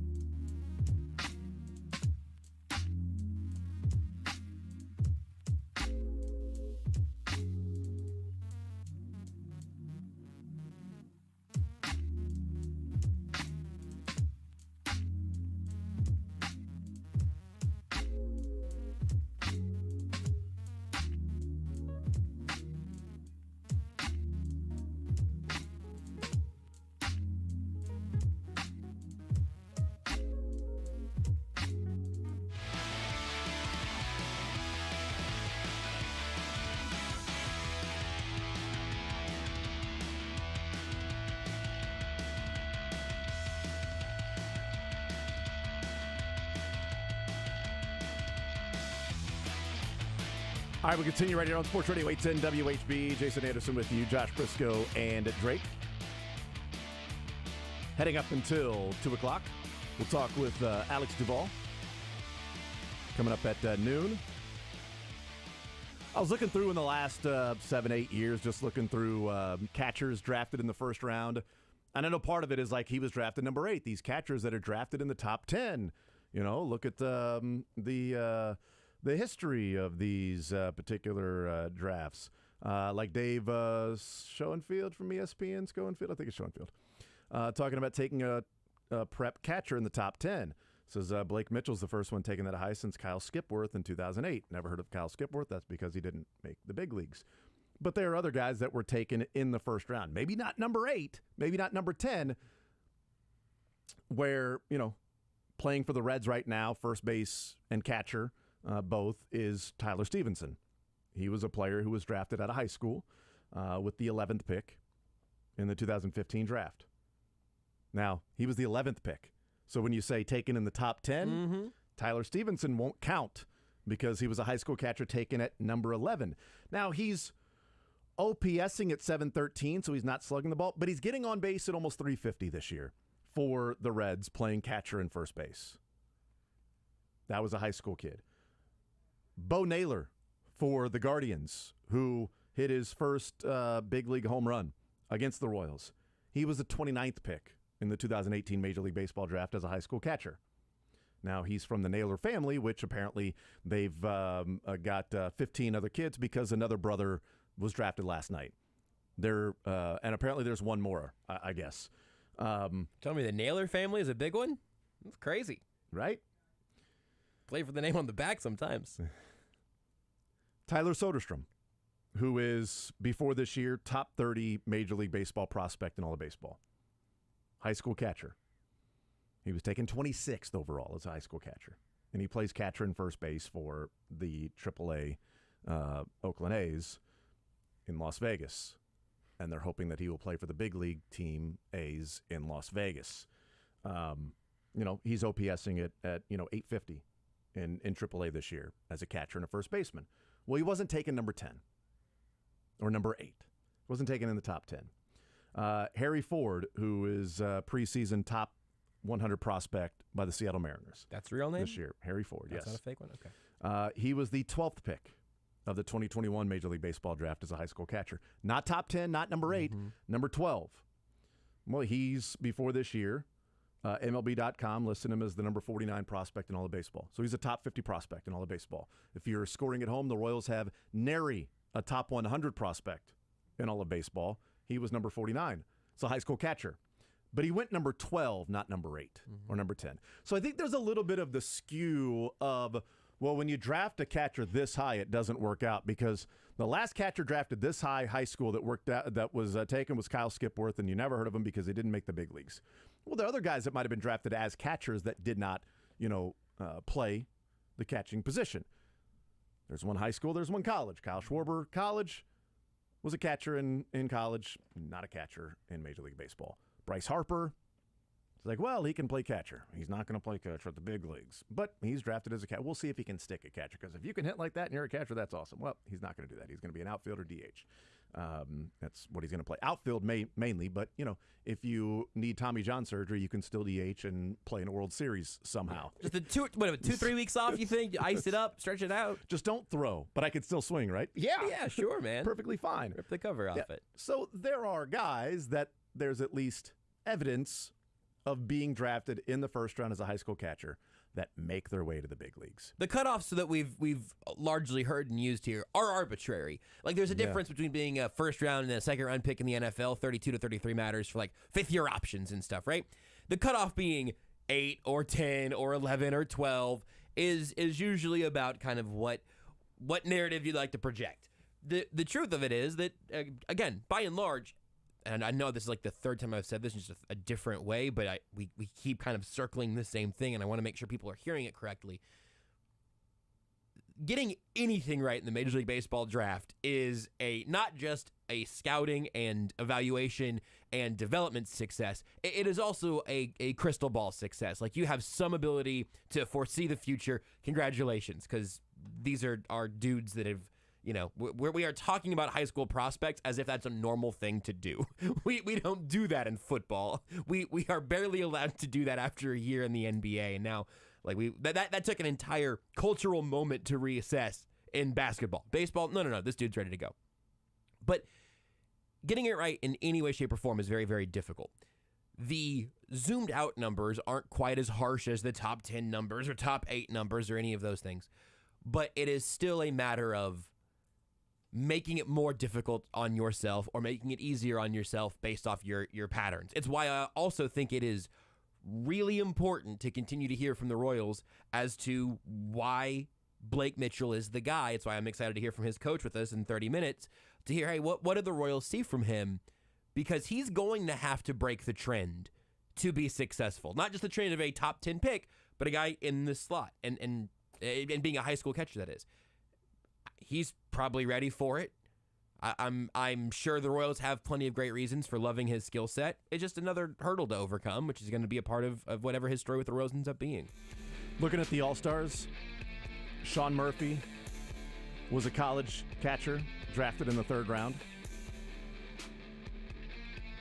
Jonah Heim, the Rangers, he was a high school catcher drafted in the 4th round. But he was a high school catcher. If he was drafted in the 1st round, people wouldn't be complaining because he's an all-star catcher. Sure. But he was drafted in the 4th round. He was committed to Michigan State to play basketball. He went in the 4th round. They paid him extra money to not go to Michigan State. So maybe he should have been a higher pick. Elias Diaz is an international free agent. Will Smith was a 1st-round catcher out of Louisville, so he went to college. Salvador Perez is an international free agent. And Adley Rushman is a college catcher that went number 1 overall. So there's a high school catcher, there's a couple college catchers, and there's a couple international free agents that are on the All-Star team this year. Sports Radio 810 WHB is returning to Lake.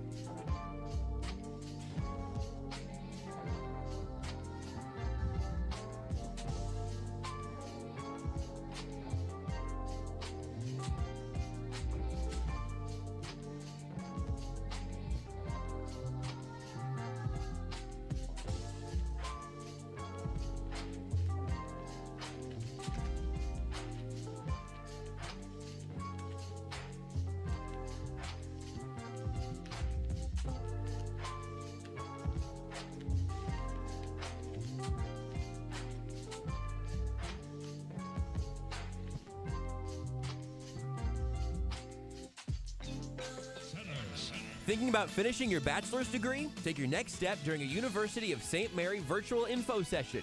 Register for the July 13th event at stmary.edu/RSVP.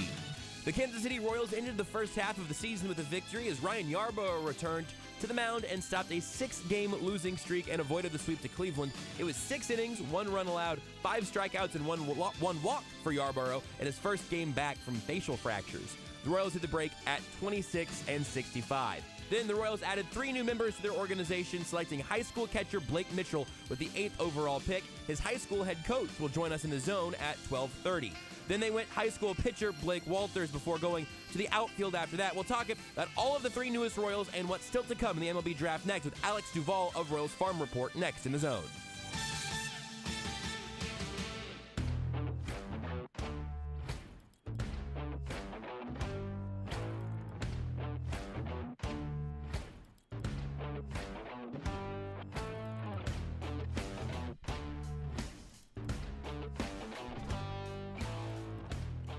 All right, we continue right here on Sports Radio 810 WHB. Jason Anderson with you. Josh Brisco, Drake. We head up until 2 o'clock. We will talk with Blake Mitchell's high school coach, Adrian Alanis, coming up at about 12:30 or so. Senton High School head coach, former Texas Longhorn. Won the College World Series in 2005. He won Game 1 of that championship series. Also threw a no-hitter against Oklahoma. Take that, Todd Lebo. In your face. I don't know why, but in your face regardless. Alex Duvall, Royals Farm Report, joining us right now here on Sports Radio 810 WHB. Alex, welcome into the show, sir. How are you? I wonder if the phone is not potted up. Drake is sprinting back in right now. Drake is running. There we go. Drake is sprinting diving. Back in. Let's Drake's on the ground. there we go. Drake just potted up. Alex, welcome into the show. How are you, sir? Jason, I'm good, man. How are you? I am doing just fine. How long were you talking before you figured out that we couldn't hear you? You could hear us. No, all I said was, how are you? So I great. caught on pretty quick. Awesome, man. Okay, so I'll ask you, hey, how you doing today? But how are you doing with the reaction of the 3 picks by the Royals? Blake Mitchell, number 8, Blake Walters, number 44, and Carson Rocafort, number 66, with the Royals last night. Let's start with pick number 8. What's your reaction and takeaway from Blake Mitchell to the Royals? I gave the grade a B- when they drafted him, and I really like the upside. I think the bat is legitimately, full of potential and upside. But I compared it to like playing roulette, right? And I keep seeing people that are frustrated with the prep catcher thing that this guy could be different. And I posted a meme from a TV show that's it explains kind of how I feel perfectly. It's like, sometimes at the roulette table, green hits, the 0 hits. And it's not that it will never hit. It's just you shouldn't walk in and pay $4 million to put it all on green on the first roll. It's like, it's not smart gambling. It's not a good strategy to take with you to the roulette table. It doesn't mean it won't work. It doesn't mean you won't win a ton of money if it hits. It's just a 2.7% chance of hitting, and you've just gambled away, your night's worth of money on the first roll on something that's probably not going to work. It's it's process and results, so we'll see. And it's not like the kid has no shot. I'm not saying that because he does. It's just it's a really, really weird strategy to use when your farm system isn't very good and your Major League Baseball team is very bad. Is the focus on the fact that he was taken number 8? For example, if the Royals were picking number 15, number 20 or whatever, and they took a high school catcher, would there be as much hand-wringing or consternation, or is it the fact that, we look at top 10 picks in the draft that are high school catchers, the track record is not great. In fact, Dave Schoenfeld saying the last one that was taken this high was Kyle Skipworth. Never heard of Kyle Skipworth. That's because he never reached the majors. Is it the pick number 8? Is it mainly the high school catcher? What do you feel? What are you hearing as to the biggest issue with this, or is it just simply doubt in the Royals would get it right anyway? No, I really thought they were going to take Kyle Teel. Like, I had all the faith in the world they were going to get it right. it's both, right? So if they were drafting 20th and we thought Blake Mitchell was the best prospect on the board, well, then I agree. You can disregard the statistics, you can disregard history, and say, hey, this is the best guy on our board. But I think when they sign him for under slot, what you're going to find is no, he wasn't actually the best player on their board. He was their favorite player at the price point, which is not the same thing. B, when you take that gamble that early in the draft, like your margin of error, it closes so fast, and they have to hit on this pick, right? We talked about this was it last week I was on with you, and we talked about just how important it was to get this pick right. Taking a high school catcher is such a very difficult thing to get right in the first place that when you do it at that, for that much money with the 8th overall pick, you just don't give yourself any wiggle room. There's no margin for error whatsoever. I was looking at the best catchers in Major League Baseball right now. Mm-hmm. 4 of them were drafted as high school catchers, none of them in the first round, and only JT Realmuto was any good before he was like 26 years old. And I think if you're looking at an example of this working, Jonah Heim is going to start the All-Star game for the American League. He had a great year. He was 27 before he was worth a crap. It's like, even when this works, it's going to take a decade for it to work, right? Like, that's not something the Royals have the time or the margin of error for. So it's just historically speaking, statistically speaking, it's a really, really odd decision that doesn't mean it won't work. If the bat was the way that it was and the arm touching 99 on the mound, and he played right field, would there be as much of an issue? I mean, he wouldn't be as high of a prospect as being the best catcher, so being a catcher in a premium position and the bat and all of that stuff. But if he played right field and had the other peripherals and things like that, would there be as much of an issue of him going number 8, or is it the catcher and the amateur high school catcher that doesn't make it, even though, I mean, heck, there's a chance he doesn't play catcher in the big leagues if he makes it to if his bat plays? Yeah, I actually think they should just move him to the outfield now and have that be his spot. I think there's so much less to learn that way. Like, learning how to handle a pitching staff and learning to be a really good catcher takes so much time, energy, and effort that it is really hard to also develop the bat, right? It is really, really hard. That's why these first-round catchers don't work out. We think Blake Mitchell's a great hitter. Well, that's great, but now he's got to learn how to catch. And how much are you taking away from his bat when he has to go learn to be a professional catcher? That's why when the Nationals drafted Bryce Harper for the bat, right, they just immediately moved him to the outfield because they didn't want to take away from his bat. And so that's the tricky part, right, is that's why it's such a difficult thing to get right, is you have to get both perfect in order for it to work, the bat and the defense, where the reason I had him in the top 20 on my board, because I really do like the bat, is I wrote up in our draft cheat sheet, I said move him to the outfield. Pick him, put him in the outfield, and just let him hit. And I'd actually feel a lot better about it if they did that, because I'd feel really good about the bat working long-term if they do. But it's trying to do both. It would be like asking Patrick Mahomes to learn to play quarterback and safety, right? It's really, really hard to do one, much less be really, really good at both. When we, Alex Duvall's our guest, when we were talking about it in the first hour, Josh brought up a good point, and, we were talking about, moving positions. If somebody might be drafted as a high school catcher, but then moved. So it's like, the last high school catcher drafted that made it was blah, blah, blah, fill in the blank, and never happens. But as you mentioned, Bryce Harper was drafted as a catcher, but then they moved him to outfield. So it's like, okay, so are we kind of juking the stats a little bit to make it look, the worst it can possibly be? I say that because, Josh brought up in the first hour and said, MJ Melendez, the issue with MJ Melendez is not that, he's not a catcher and not playing well in the outfield. The issue is that he's OPSing at 620. Like, that's the problem with Melendez, is his bat. If he was OPSing at 850, we would overlook the issues in the outfield at this time and say, yeah, he was drafted. It would be great if he could catch and do that. But, man, his bat will play, and he'll get better as an outfielder, and he'll continue to get better.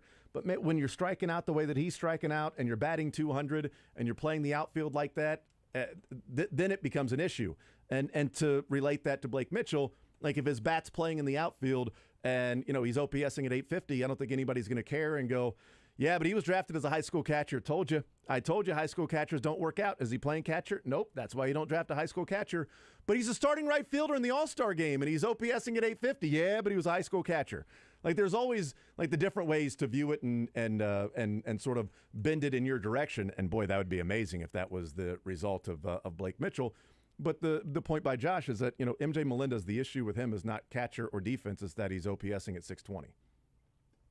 Yeah, no, I don't disagree with you at all. And that's the thing is like I totally hear what other people are saying, right? Is that you can't apply, all these other people to Blake Mitchell. And you're 100% correct. But at some point, it also is like it's just indefensible. Like so I saw they said it on the broadcast last night, I think, that if Blake Mitchell gets one hit in Major League Baseball, what was it? He'll be the first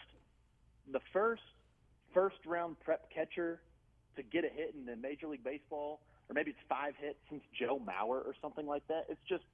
It is statistically speaking so hard to accomplish that, yes, what you're saying is absolutely true, and it could work, and he could move to the outfield, or he could catch. He could be an all-star. And, it's not out of the realm of possibility. It's just so unlikely that it's hard to justify the gamble.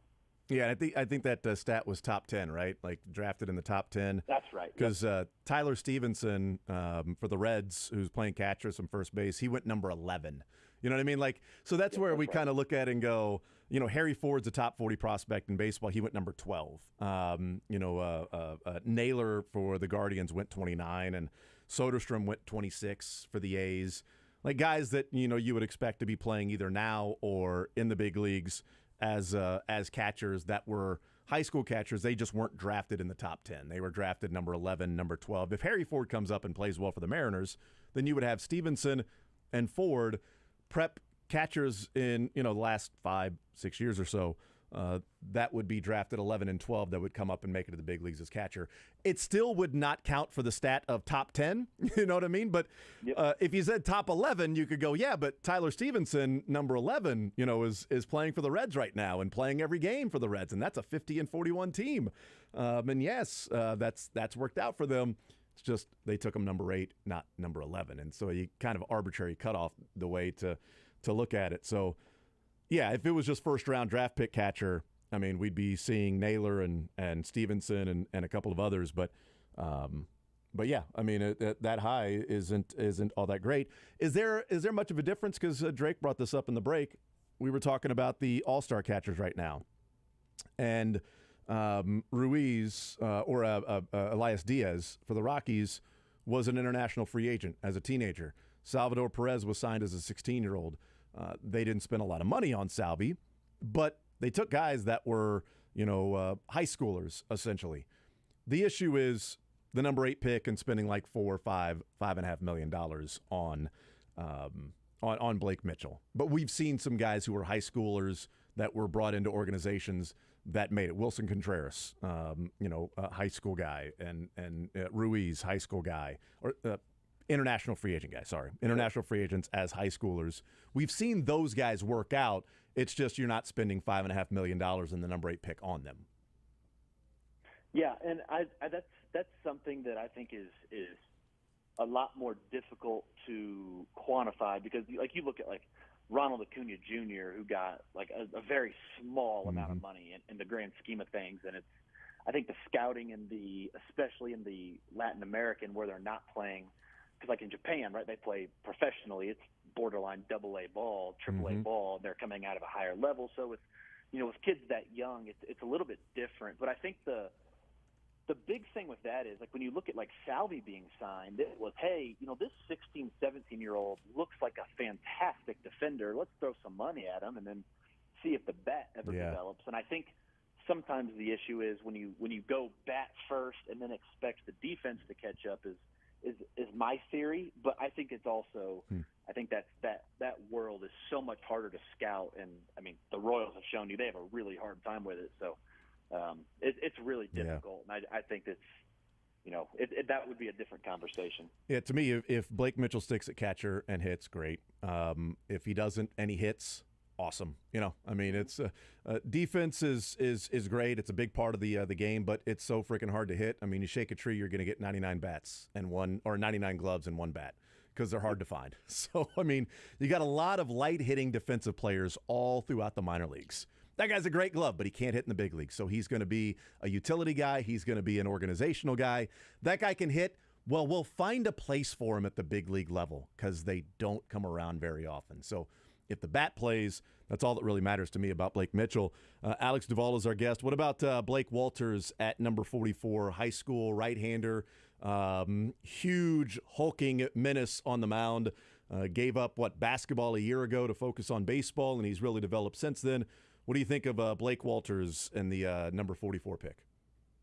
It's funny. It's like the exact same pick for me, where it's like I look at it and I go, hey, I really like this kid. I really like the fact that he hit 101 in a bullpen in a professional tryout this spring. Like, the slider is a huge weapon that has double plus RPMs and could be a well above average big league pitch. But again, I think, when you're in the position the Royals are in, statistically speaking, gambling on prep right-handed pitchers is a privilege, not necessarily a bread and butter approach to your draft process. And right now, like I said, it could work. I also gave that a B-. Blake Walters' upside is massive. I think the Bobby Miller comps are very fair. I think it's really an interesting frame because the kid, as big as he is, he pitches like the type of professional pitcher, like the way they transformed Chris Bubich. Like, Blake Walters already has some of that in him with his fastball.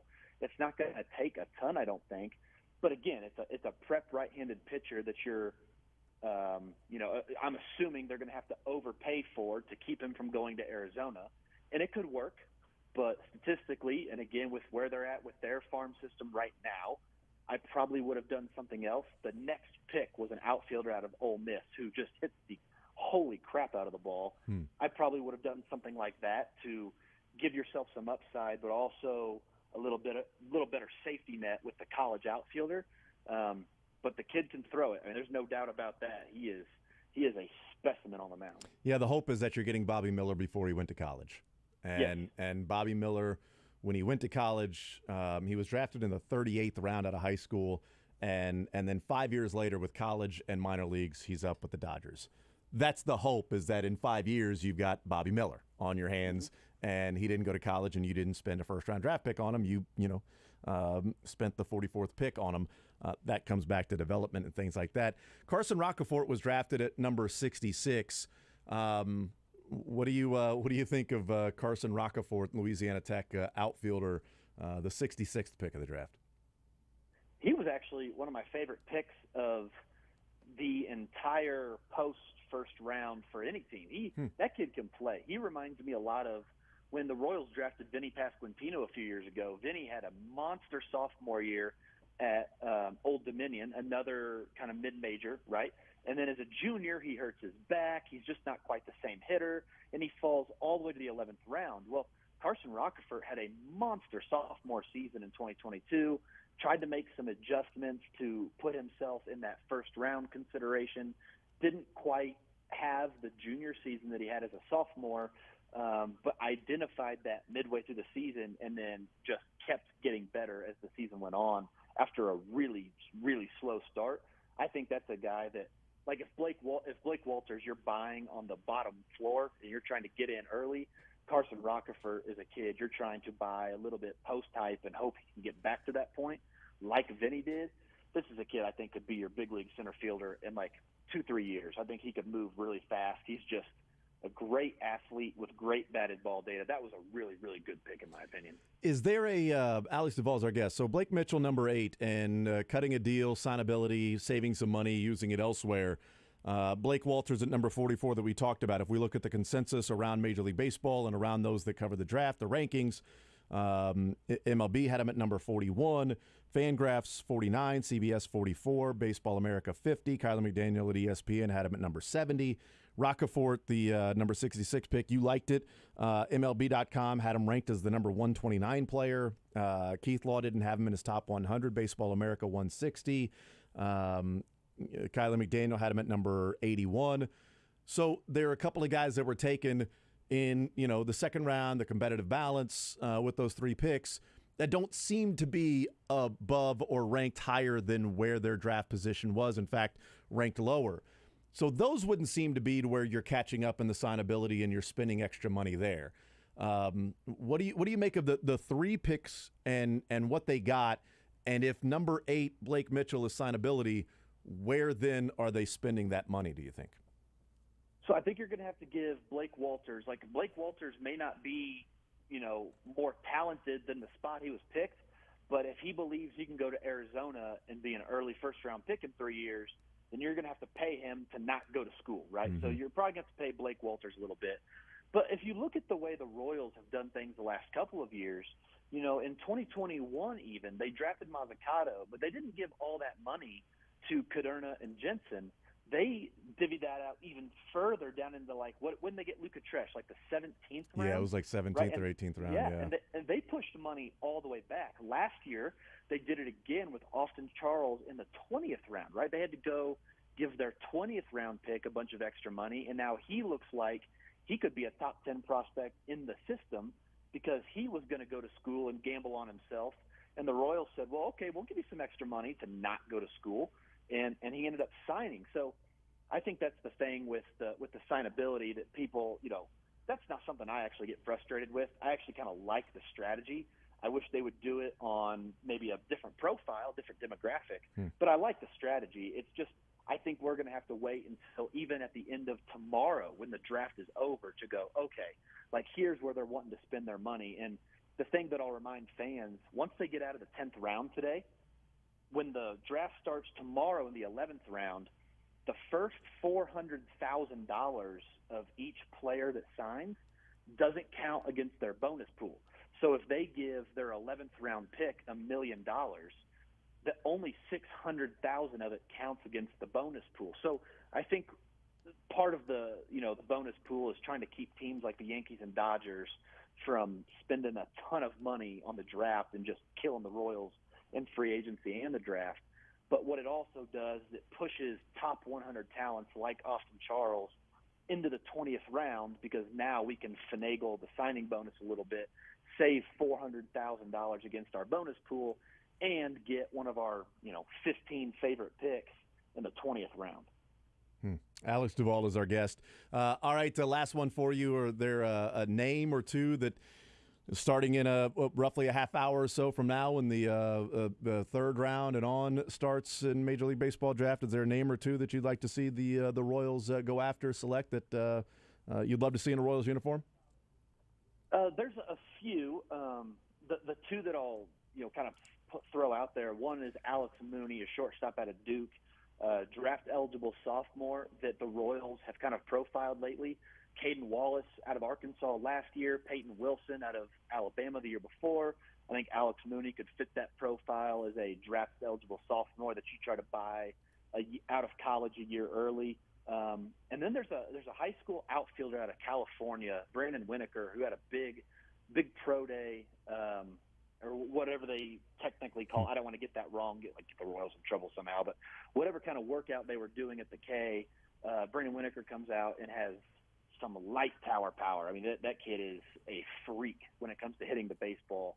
I don't know what his signability is like. I have absolutely no clue. But Brandon Winokur's a name that I've kind of got my eye on to see, how the Royals want to play the draft later today. Yeah, he's going to UCLA, so that might be one of them where you got to pay for him not to go to college. Yeah. So yeah, we'll see. He's a shortstop or third baseman. Okay, I was going to say he's a 6'5". Well, you know what? We're seeing that anyway. O'Neill Cruz. I mean, 6'5", 6'6", shortstop doesn't matter. Not what they used to be. We'll see. We wrote those names down to see if they end up with the Royals. Alex Duvall, Royals Farm Report. I said that was the last one, but this one, 20 seconds or less. Blake Mitchell, where does he fit in your top 10 Royals prospects? Does he go right to the top, or there are other guys ahead of him? No, he'll be somewhere between 7 and 10. Okay. All right, we'll see what we'll see what he ends up being and what the rest of the draft looks like. Alex Duvall, Royals Farm Report. Alex, as always, really appreciate the time, sir. Enjoy the rest of the draft, and certainly we'll be watching and following and reading all the analysis and coverage from you. So appreciate it as always, man. Enjoy the day. Jason, thanks, sir. Absolutely. There's Alex Duvall, Royals Farm Report, talking about the first three picks for the Royals in the draft yesterday. We'll take a timeout. We'll come back. We will talk about the first selection for the Royals, number 8 overall, Blake Mitchell. Adrian Alanis, the high school coach for Blake Mitchell, joins us on the other side of the break. We'll see what he thinks about the catcher that is a Kansas City Royal. More Zone next. You're in the zone with Jason Anderson on Sports Radio 810 WHB.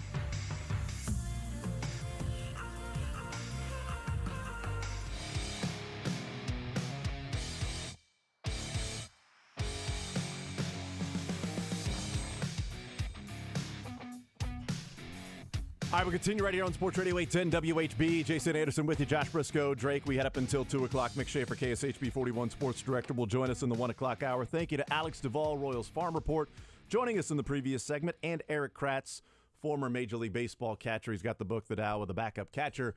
Played with the Royals in 2014 and 2015. Got that World Series ring in 2015, even though Drew Butera was the backup catcher. Joining us now is Adrian Alanis, the high school baseball coach of Blake Mitchell, Sinton High School, as Blake Mitchell, the newest Kansas City Royal, number 8 pick in the draft last night. Adrian, welcome to the show. How are you, sir? I'm doing great, guys. Man, it's an honor to be talking to you guys about this situation. It's truly a special moment for our small-town community here in Sinton. Well, I appreciate you joining us. Congrats on that. And just curious, what was your reaction last night at the party? When did you guys find out that it was the Royals? Was it before pick number 8? Was everybody waiting to see when the announcement happened? How did that whole thing go down? Yeah, so basically we kind of knew about 3 or 4 minutes before the Royals pick was up. Blake had gotten a call.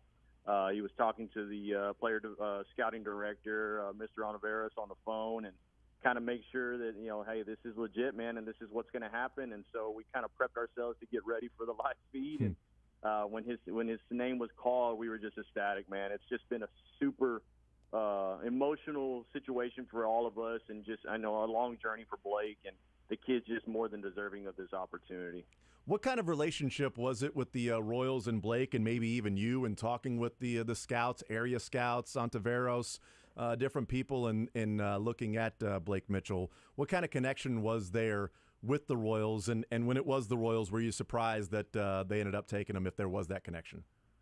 Well, we've pretty much been in contact with every major league team, guys. And, the Royals have always been more of a consistent,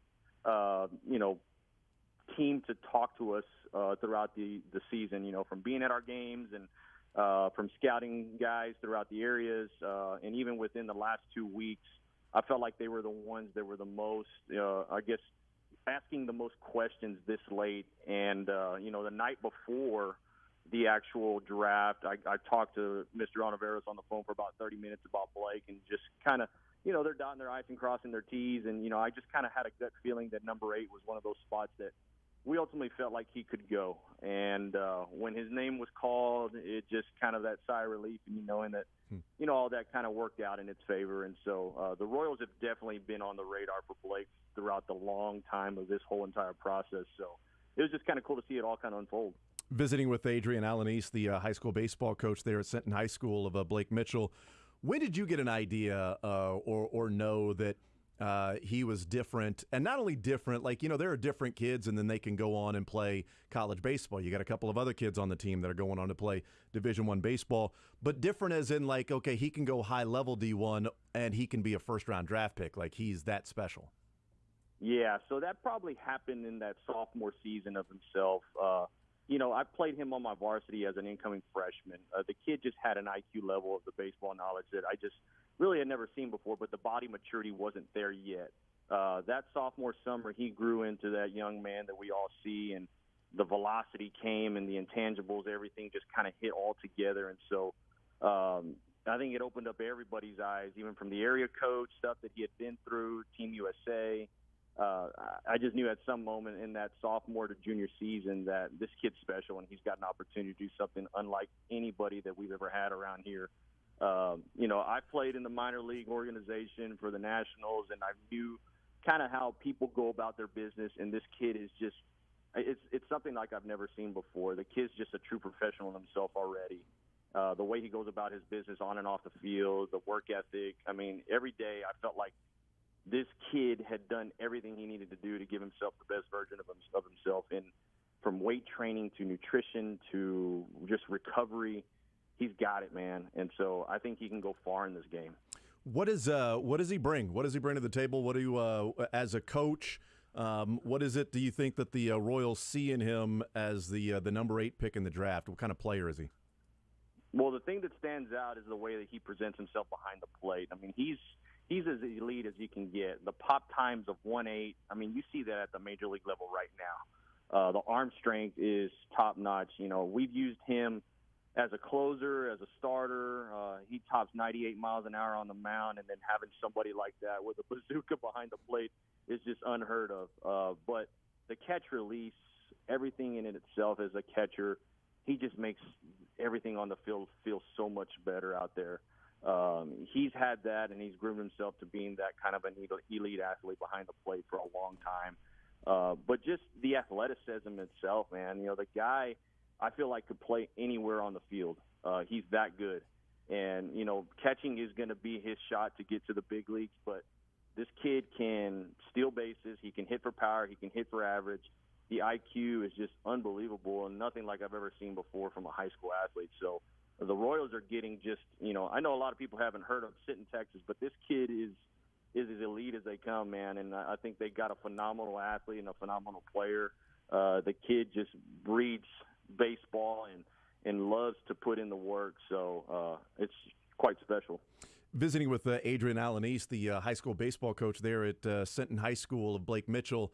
One of the things that I've talked about, people are skeptical of high school catchers, and maybe they end up being catchers in the big leagues, maybe not. To me, whatever position he plays, if he makes it to the big leagues and he's a part of a team and a roster and a lineup that helps win a division, the position is sort of immaterial if you build an overall team. And as the saying goes, the bat will play. Him at the plate, as you said, he could play all over the field. What kind of hitter is he, and is that something that you look at and go, look, if catcher doesn't work out, which you obviously believe it will, if catcher doesn't work out, that, corner, outfield, wherever, that he's got the bat that'll be able to play. Like, he won't be a soft-hitting, outfielder. His bat's good enough to play different positions. Yeah, so, we've been a part of the game, and kind of, you see how kids evolve throughout time, and there are times with you. And Blake's a kid that is as pure of a hitter as I've ever seen. The way he gets into that approach, the balls and strike presence out there, and just he's a kid that loves to hit line drives over the shortstop, man. He's as good as they come, inside out swing. But in batting practice, it's a display as well, man. He can put the ball anywhere he wants, and so like I said, he's as premier as he is behind the plate, but the swinging ability to be able to drive the ball to all fields, it's quite impressive, and it's eye-opening. I haven't seen him swing the wood bat, at the high school level, because we swing metal, Mm-hmm. but, just watching him go through Team USA and all the other things, he handles it very well. So the kid's good at it. You pitched in college and then in the minors with the Nationals organization.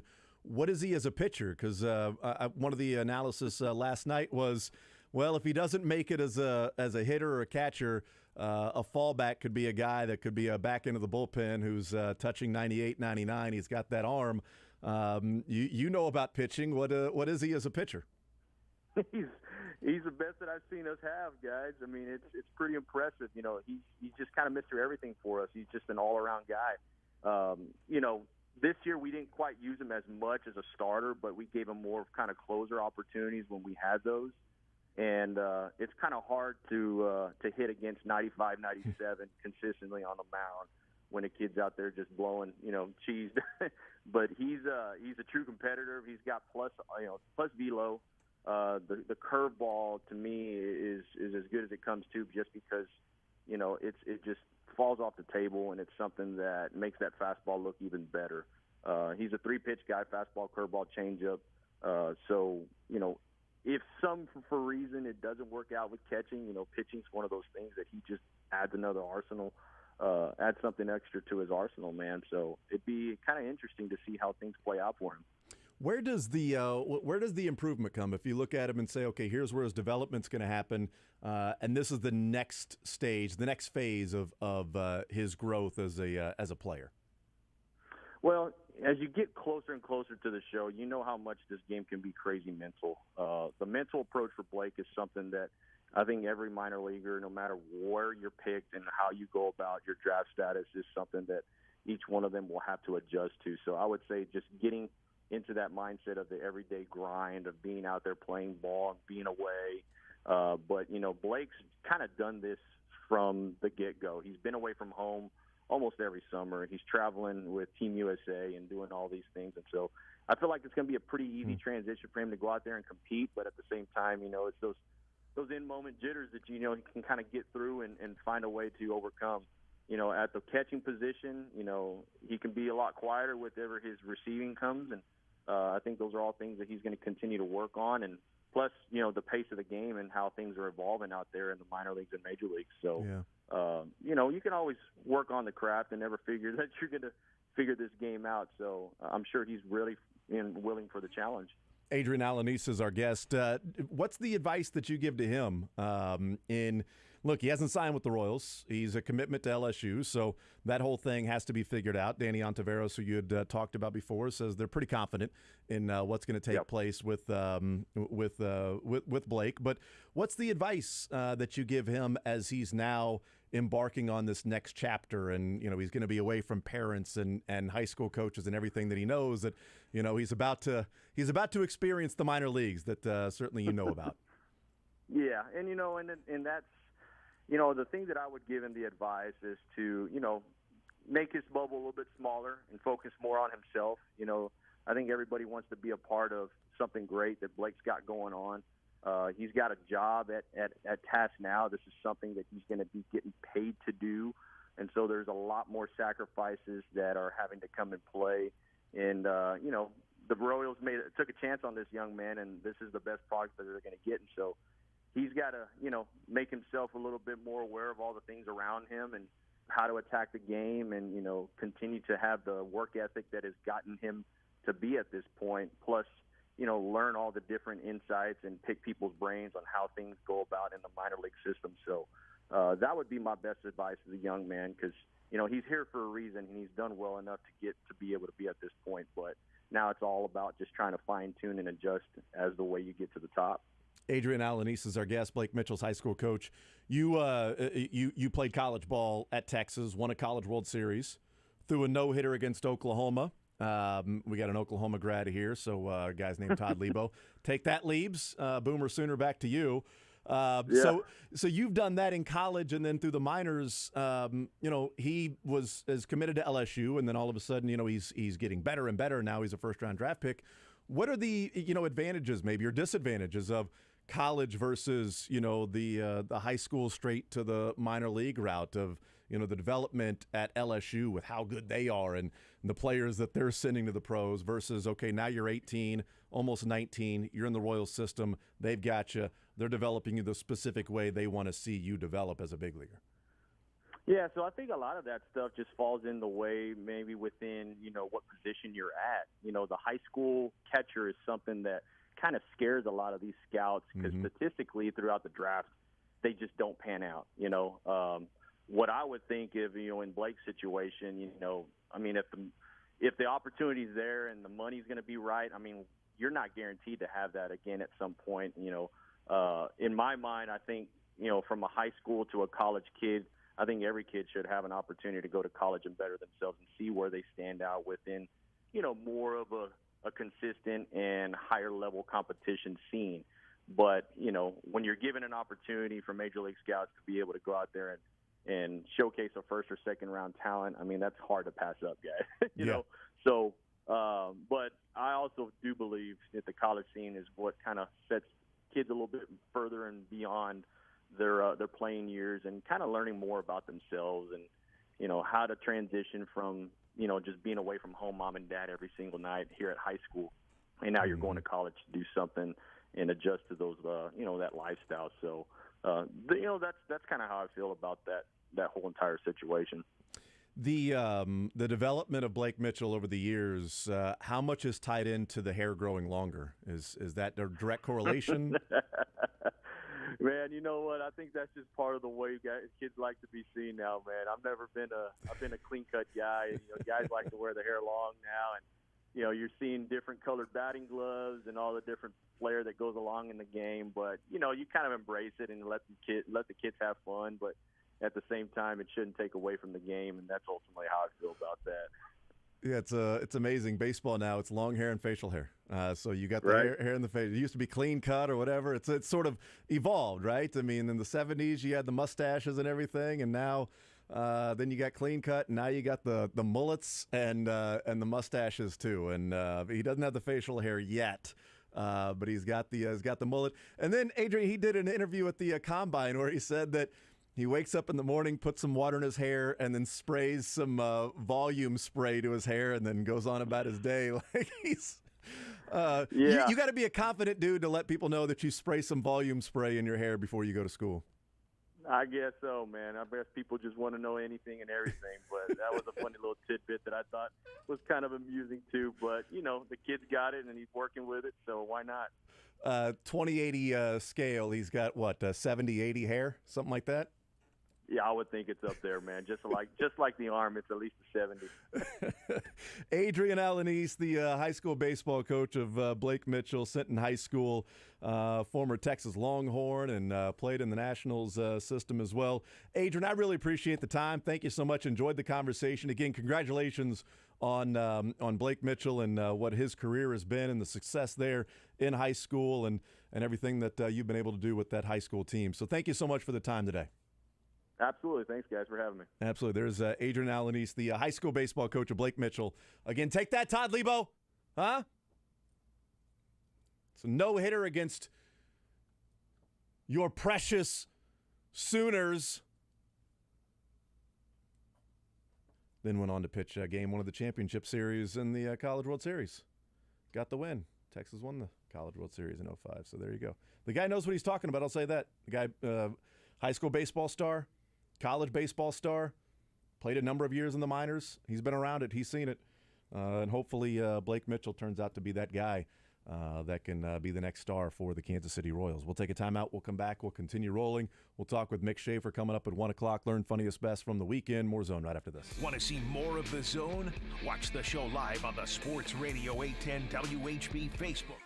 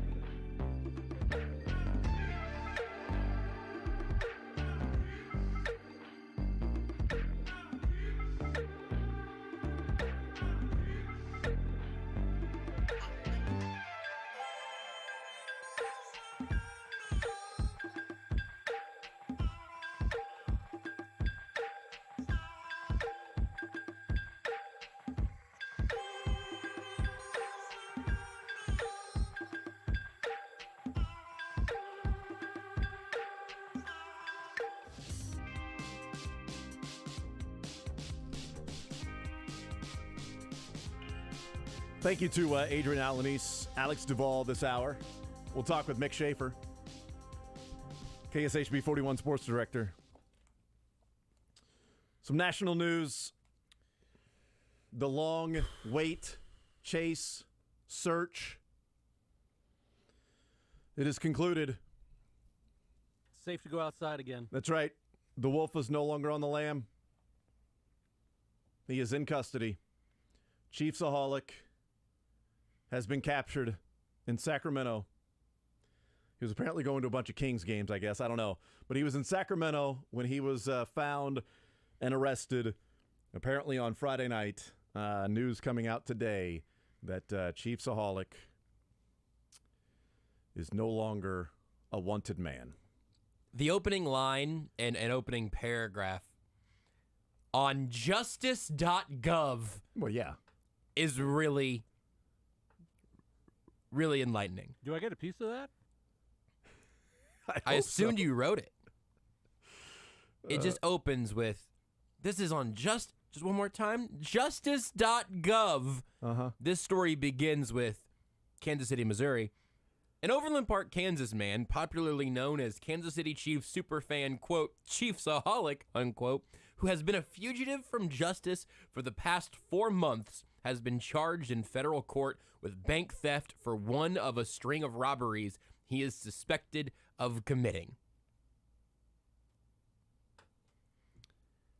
Popularly known as Kansas City Chiefs superfan Chiefsaholic, who has been a fugitive from justice for the past 4 months. That's just a hell of a clause. So he was robbing banks, and Allegedly. then he was, he was allegedly robbing banks, and then allegedly laundering the money through casinos. Walk in, give them a bunch of money, go gamble a little bit, and then turn those chips back in for clean money. The clean money that had been laundered. It had been cleaned.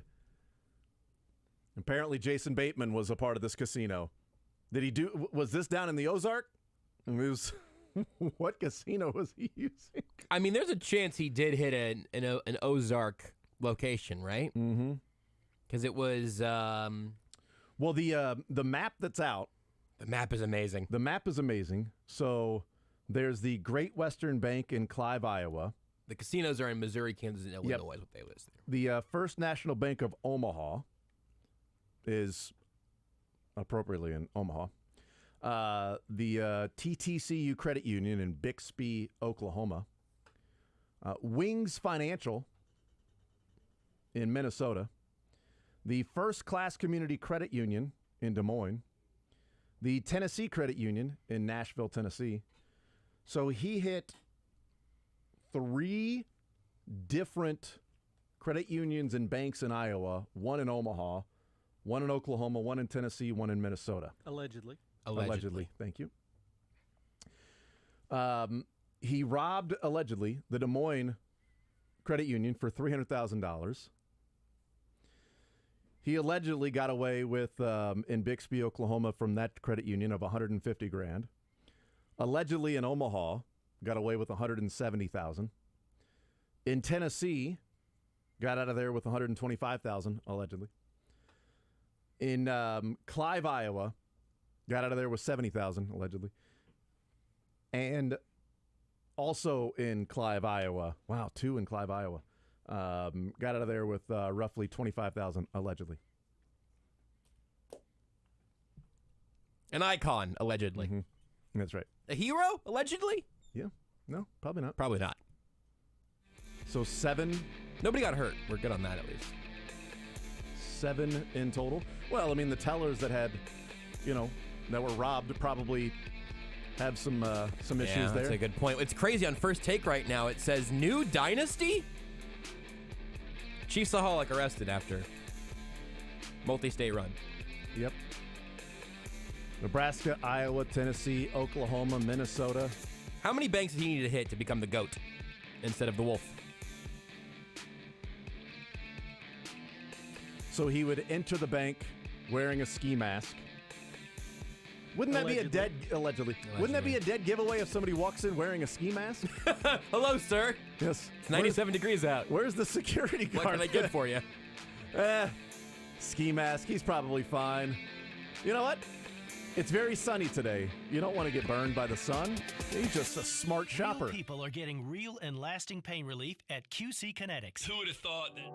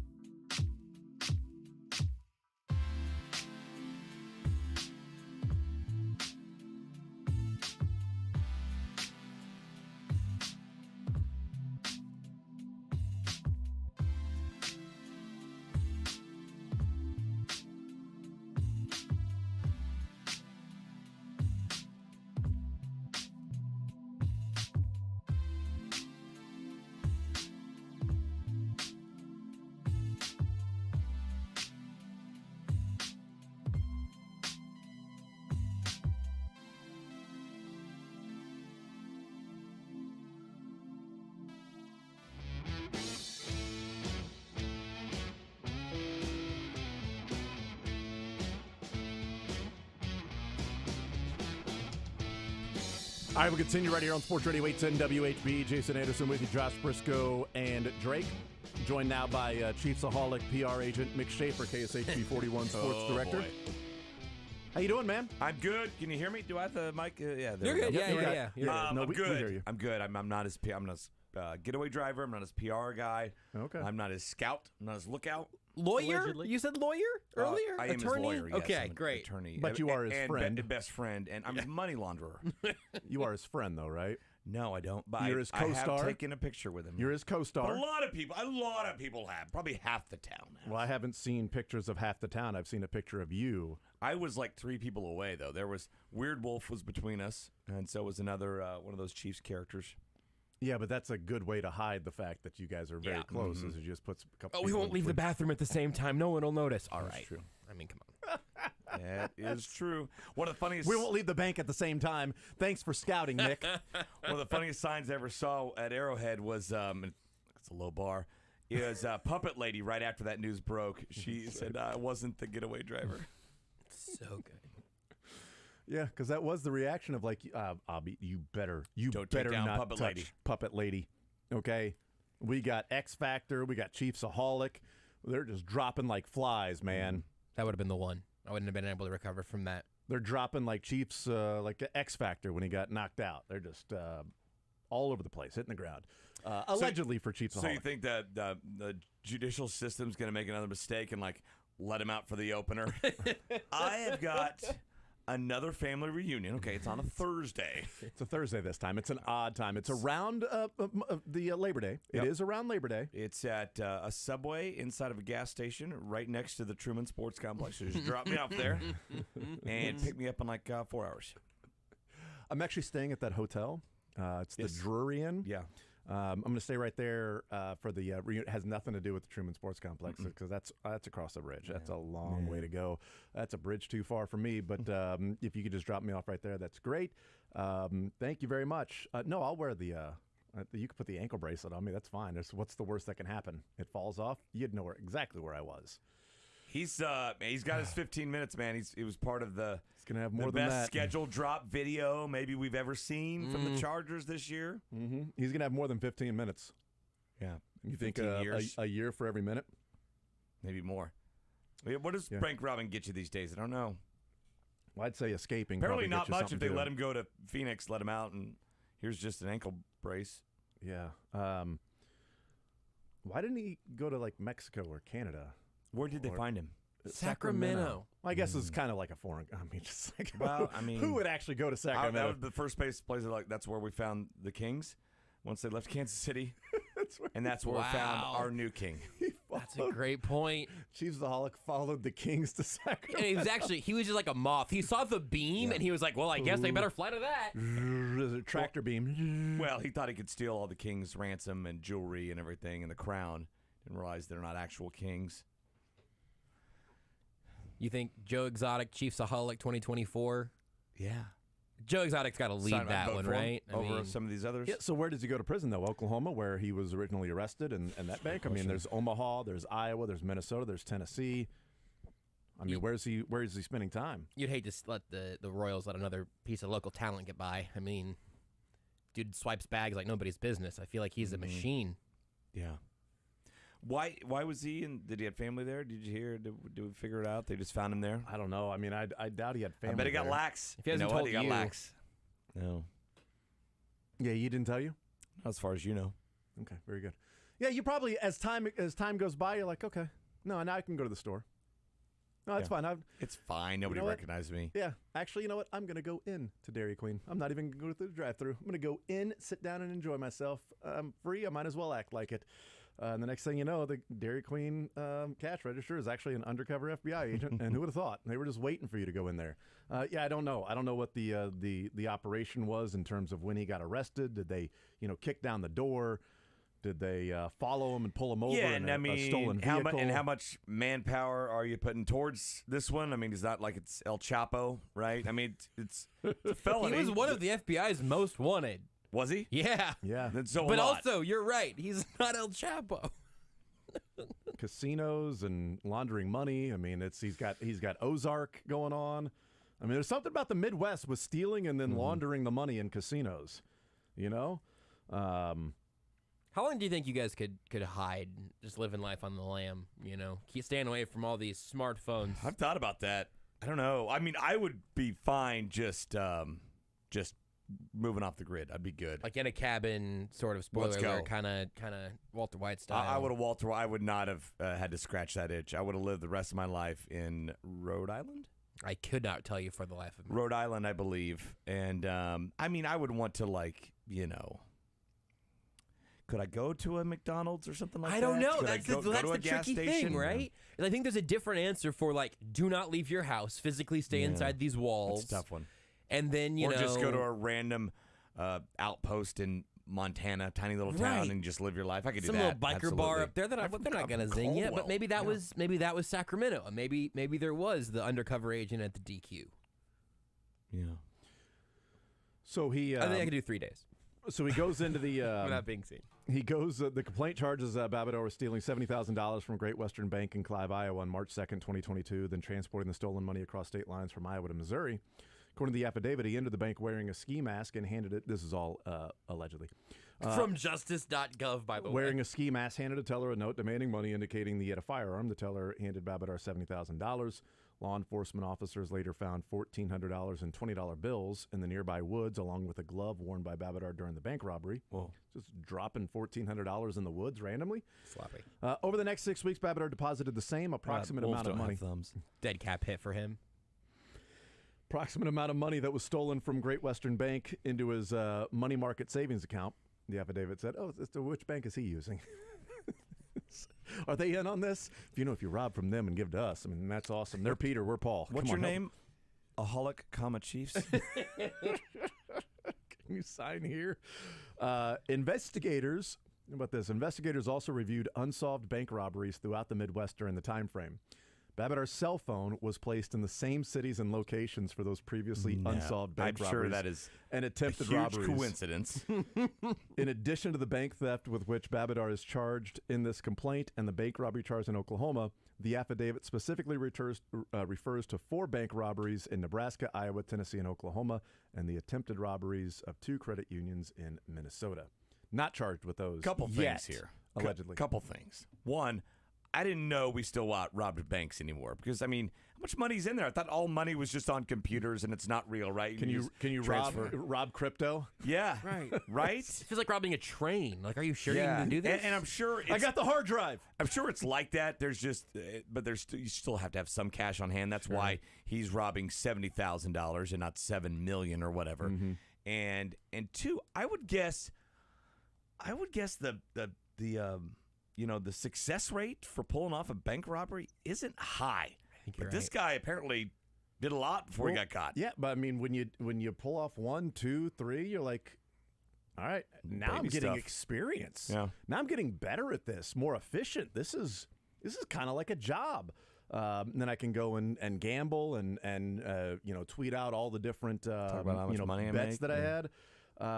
Following Babadar's arrest in Oklahoma last December, FBI investigators began reviewing bank records, casino transaction records, and sensitive financial reporting to determine the breadth and scope of additional potential criminal activities. Babadar purchased and redeemed more than $1 million in chips from various casinos in Missouri, Kansas, and Illinois between April and December of 2022. Nice.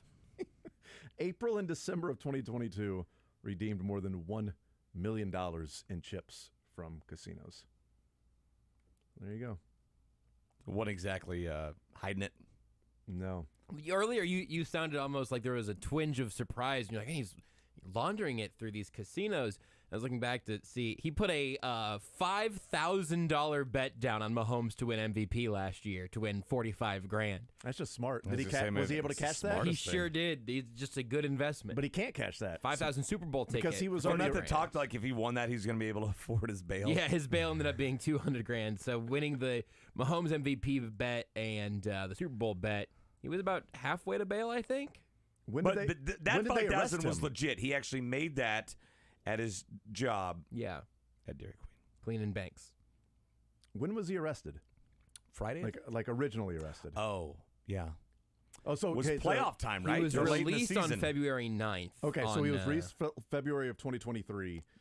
Booked December 16th. And then, so December 16th. So was he able to cash that ticket? I mean, I guess if he was February 2023, and then in late March, he removed his ankle monitor. So I guess he could have cashed that.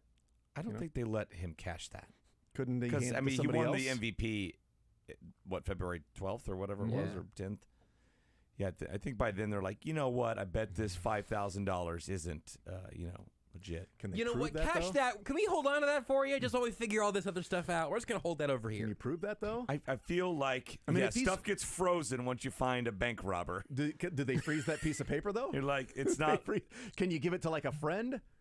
I mean, do you have to be the person? So, man. When you're going in cash, I don't know. I don't do paper tickets. I'm going to tell you, did they did not let him cash that. I'm very Mick, certain. Are you sure they didn't let a friend? Can you hear me winking? Yes. They let a friend cash it for him, Mick? Right. That's why Mick is saying, no, they definitely did not. That thing ain't cash. I'll tell you that much. The $45,000 in my account is not from, there's no way they would allow him to cash that $45,000. When he finally pays me back what I'm owed, I won't be doing this job anymore, okay?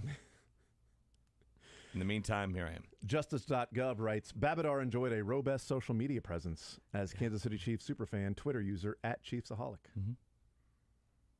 That's true. There's no allegation about that. You can get away with crimes, but then it's the big next step. Can you stay low key, low profile? It's hard to. Yeah. And what money and how much money do you have? Like, I guess you could have gone back to that place in the woods and found that $1,400 Yeah, in $20 you can't bills. put it in the bank or maybe you have an offshore account. I don't know, but you put it in your mattress and you pay your cable bill on just in cash. I don't know. You drive it there. You know what you do? You hide it in the tomato paste cans. Yes, you do. That's what you do. That's the smart way of going about hiding some money. That's what I would do at least if I was smart and owned a restaurant. Blake Mitchell is going to get more money than Chiefsaholic Launder. What's he slotted at? Oh, about $6 million, roughly. But he may go under slot. I don't know. He was available for the Royals. You think? Really? I mean, I don't know. Maybe he goes over slot. Who knows? But he had a media availability and said that signing is not going to be an issue. Maybe wave bye-bye to LSU. So funny. His head coach. It was going to be his head coach. Right. He's like, well, I think the line that the head coach said, well, if I would draft the guy in the first round, I don't think we have a chance of getting him. Yeah. I always say, if I say I draft that guy, that's not good for business. Not good for us that he's going to end up there. But the high school coach that we had on, Blake Mitchell's high school coach, he went to Texas. He was a big time prospect, and he went and pitched at Texas, and then got drafted in the 8th round. And so asking him like college versus going straight into the minors. And his, paraphrasing was essentially, there's a lot that college does for you and being able to compete at that level. But you've got an opportunity with this money. You can't pass it up. So almost like he was saying. What I heard there was like, if my guys are drafted like 3rd or 4th round, you got a real decision to make. Yeah, right. Go to college. Go to college, or later than that, go to college. But it also found like he was a believer in the college development as opposed to the high school straight to in the minors and but $6 million, there's a different way of viewing it. When you think about it, in your those years, 18 to 21, you're going to be playing against 18 to 21-year-olds. You're playing against your peers, guys your age. I mean, he's going to go play pro ball here, and it'll be against 23-year-olds, 24, 25, guys who have played in pro ball for a number of years, guys who played college ball for 3 or 4 years. And so, yeah, I get that. Maybe that's part of the whole catcher development thing that apparently is a thing that the Royals mulled over and weighed over. But I was on that call last night with JJ Piccolo and is it Danny Ontiveros? Yep. Who was great. I hadn't talked to him before, and they were giddy. Danny was giddy over getting Blake Mitchell. You could tell this was a guy that he had on his radar for a long time. How are you 2-time Texas Player of the Year? I mean, that state with all that those people in that land and those athletes and a lot of, as a junior you'll win it. A lot of high school talent. Yeah, and so I think I had heard, and you guys might have covered this, was Joe Mauer the last high school drafted catcher in the first round to make it to the bigs? In top 10. Top 10. Top 10 to I think the stat last night we talked with Alex Duvall. If Blake Mitchell gets 5 hits in Major League Baseball, he'd be the first one to do that as a high school catcher in the top 10 since Joe Mauer. Yeah. So you're essentially how many guys have there been then since he was like 01, right? See, but there's probably not one per year. But here's the thing, and here's where it gets kind of convoluted. Bryce Harper was drafted as a high school catcher. They immediately moved him to outfield, but he was drafted as a high school catcher. But it was like, okay, but that doesn't count because they moved him to outfield, and it's not good for the stats. Yeah. It's not good for saying, well, he'd be the first high school catcher since Bryce Harper. Yeah. Well, I mean, he played outfield, right, but how many high school catchers then get moved? Like MJ Melendez is not a catcher anymore. Yeah. He's a right fielder. Well, he was drafted as a catcher, right, but he's a right fielder and he's playing in the big league, so does that mean that a second-round catcher in which he was drafted, then that goes into the stat of not making it to the big leagues. Because I mean, 90% of the guys drafted are 4 positions, right? Catcher, right. pitcher, shortstop, center field. Yeah, this guy was drafted as shortstop. Let me tell you about high school shortstops. He's now playing third base. Yes. That guy didn't make it. Second base. Yeah, that guy didn't make it as a shortstop in Major League Baseball. Right. And the cutoff of top 10 is pretty arbitrary because the starting catcher for the Reds, who's 50 and 41, and is Tyler Stevenson, and he went number 11 as a high school I would catcher. say that's almost an anomaly, although, I mean, all these baseball guys are acknowledging it because it's a tough position to play and to develop. You never know which way they're going to go. It's an anomaly if there's been like a handful of second and third and fourth and fifth round guys who have made it to the bigs straight out of high school, and there's other guys in the first round. But, I mean, I asked Danny about well, you're a first name basis with him, man. Apparently You guys now, friends? You and Chiefsaholic and Danny just hanging out. You better friends with Ontiveros or Chiefsaholic? At this point, Ontiveros, Okay. Absolutely. I asked him because I remember the hype around Joe Mauer. I'm like, I don't know if there's comps with him or whatever, but it feels like the excitement is there around this kid, like there was similar to Joe Mauer. He's like, he started the soundbite off with, "Listen, I don't want to make any comparisons to Joe Mauer." I'm like, I get it. And at the end, he was like, "Well, actually, he has a lot in common with Joe Mauer." So I got him. I got him to come around and finally commit to it. Next Joe Mauer. If he's not Joe Mauer, then Joe Mauer was like the Mr. Basketball in Minnesota and the #1 football player in the country as well. So there was a lot going on with Joe. So if you look at like high school catchers drafted, so I also have the Royals' third round pick for you. Whenever you guys want to hear. Okay, about give me a second, real quick. It's in the hop. 2015, number 11 overall, Tyler Stevenson is catcher for the Reds now. 2018, number 29 overall, first rounder is Bo Naylor, who's starting catcher for the Guardians. Who are we talking about here? What is this? These are high school catchers drafted in the first round. But not top 10. Not top 10, but just guys that are on the radar or playing in the big leagues. 2020. Tyler Soderstrom for the A's. He was drafted number 26. He's a top 50 prospect in all of baseball as a catcher. Number 35 by Baseball America, number 39 by MLB.com. And then Harry Ford in 2021 went number 12 overall. And he's also, for the Mariners, he's a top 20 or a top 40 prospect in baseball right now, but he went number 12. So those are 4 guys since 2015 that were high school catchers drafted in the first round. 2 of them are playing in the big leagues with their respective clubs. The other 2 are top 40 prospects in all of baseball. They just weren't drafted number 8. They were drafted 11, 12, 26, and 29. So it's not like you draft a high school catcher and he's going to suck because there's no evidence whatsoever. There's evidence. I mean, Cal Raleigh, who was one of the, we look at the catchers in he was a third-round high school guy. Well, no, he was a college guy. I apologize. J.T. Real Muto was a third-round high school guy. So, we'll see. Third-round pick by the Royals is... You guys want to take a stab at it? No, Little high school, college, position player, pitcher? I'm going to go college, and I'm going to go pitcher. I'm going to go college, and I'm going to go second baseman. Ooh, really? High school right-hander, Like I Hero said. Wyatt. Oh. Hero Wyatt? Hiro. A high school right-handed pitcher from Connecticut, and Rennie Gisarelli did the rankings math for us. Ranked 142 by Baseball America, 234 by MLB, And taken like 90th. 75th overall. He threw a no-hitter with a school record 18 strikeouts on May 11th. The How about Gatorade that? Player of the Year from Connecticut. 18 strikeout. But high school righty with Isn't that pick the 74, same actually. State, Sorry. 74 to 75. Wasn't it the same state that Mazzucato's from, when the Connecticut guy? I think so. So what did Randy say Baseball America had him at? I read it a second ago, but somebody was singing and it made it hard to hear for sure. 142 by Baseball America, 234 by MLB. Okay, 6'1", 185. Age is 18.9. Wait, is that in 9 months, or is it like he is about to turn? Do we go? I don't see the birth date because Blake Mitchell's going to turn 19 on August 3rd, so less than a month. So I don't know, is he 18.11? That'd be confusing. Ours go up to 11. Wyatt showed a good fastball slider combination last summer when he touched 94 miles an hour and then hit 95 at the WWBA. Wow, he's a wrestler too.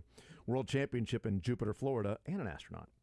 At the time, Wyatt was an intriguing follow, but this year he's taken a step forward, both in terms of stuff and performance. This spring, he's pitched at 92 to 95 with excellent arm side life and reached 97 miles an hour. It pairs well with his low 80 slider, which has sharp bite and deep sweep away from right-handed hitters to miss bats. He also added a mid to upper 80s cutter to his repertoire. It doesn't miss bats like his slider, but it tunnels well with his fastball before cutting in the opposite direction of the way his fastball moves to help him generate weak contact. This is a long scouting report on the number 142 prospect of Baseball America, but that's why you should subscribe there.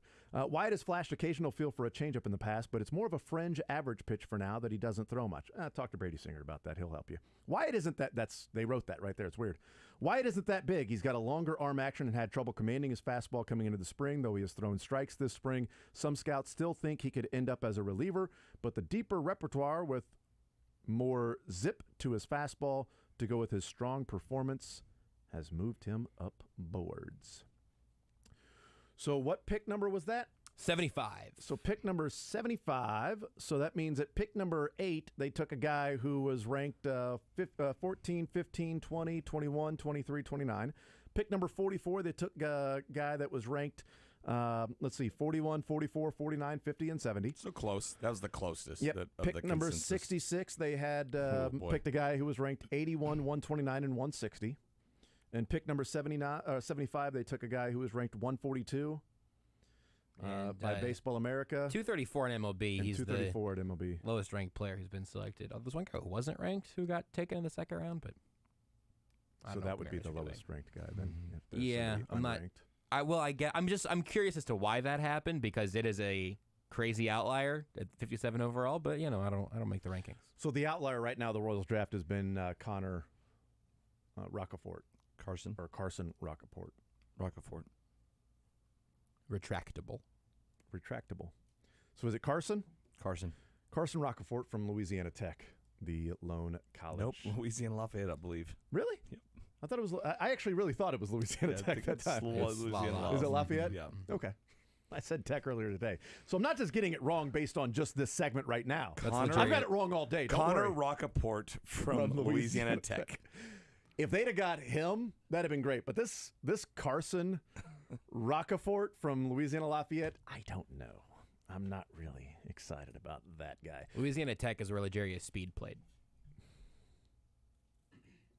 Yeah, that's true. So they got a high school catcher, high school right-hander, and a college outfielder. So there you go. That's what they've done so far with the 4 picks in the top 75. All right, we'll take a timeout. Win the We'll come division back. next year, you think? We'll talk about Carson Rocafort from LSU. Right? Nailed it. Thanks. Take the show with you by listening live on 810WHB.com, in the 810 mobile.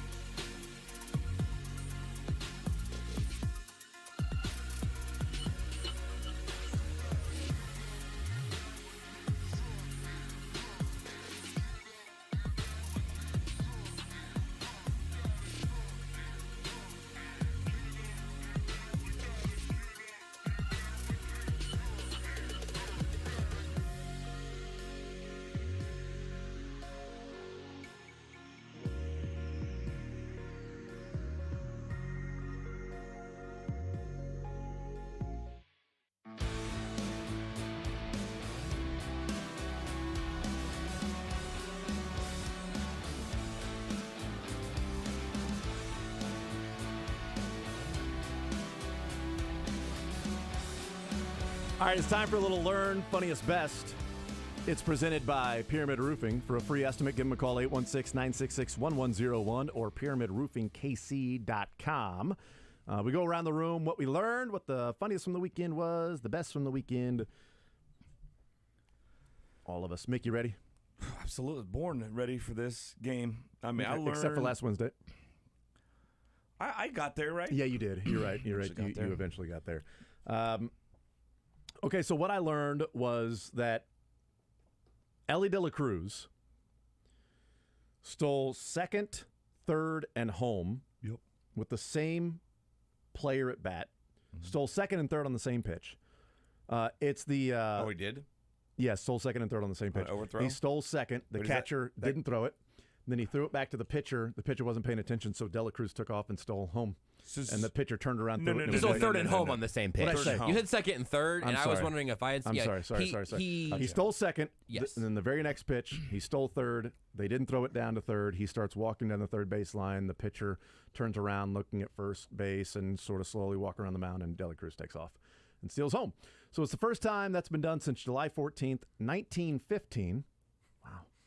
Almost done. I would have guessed it would have never been done. 108 years to the day. 3 stolen bases with the on 2 pitches. Yeah, with the same and no player. error, right? It's exactly. not a stolen base at third if he overthrows second, right? And 3 stolen bases with the same batter at the plate. July 14th, 1915, when the A's allowed White Sox pitcher Red Faber to steal his way home uninhibited as a stall tactic with the game not yet official and a storm a-brewing.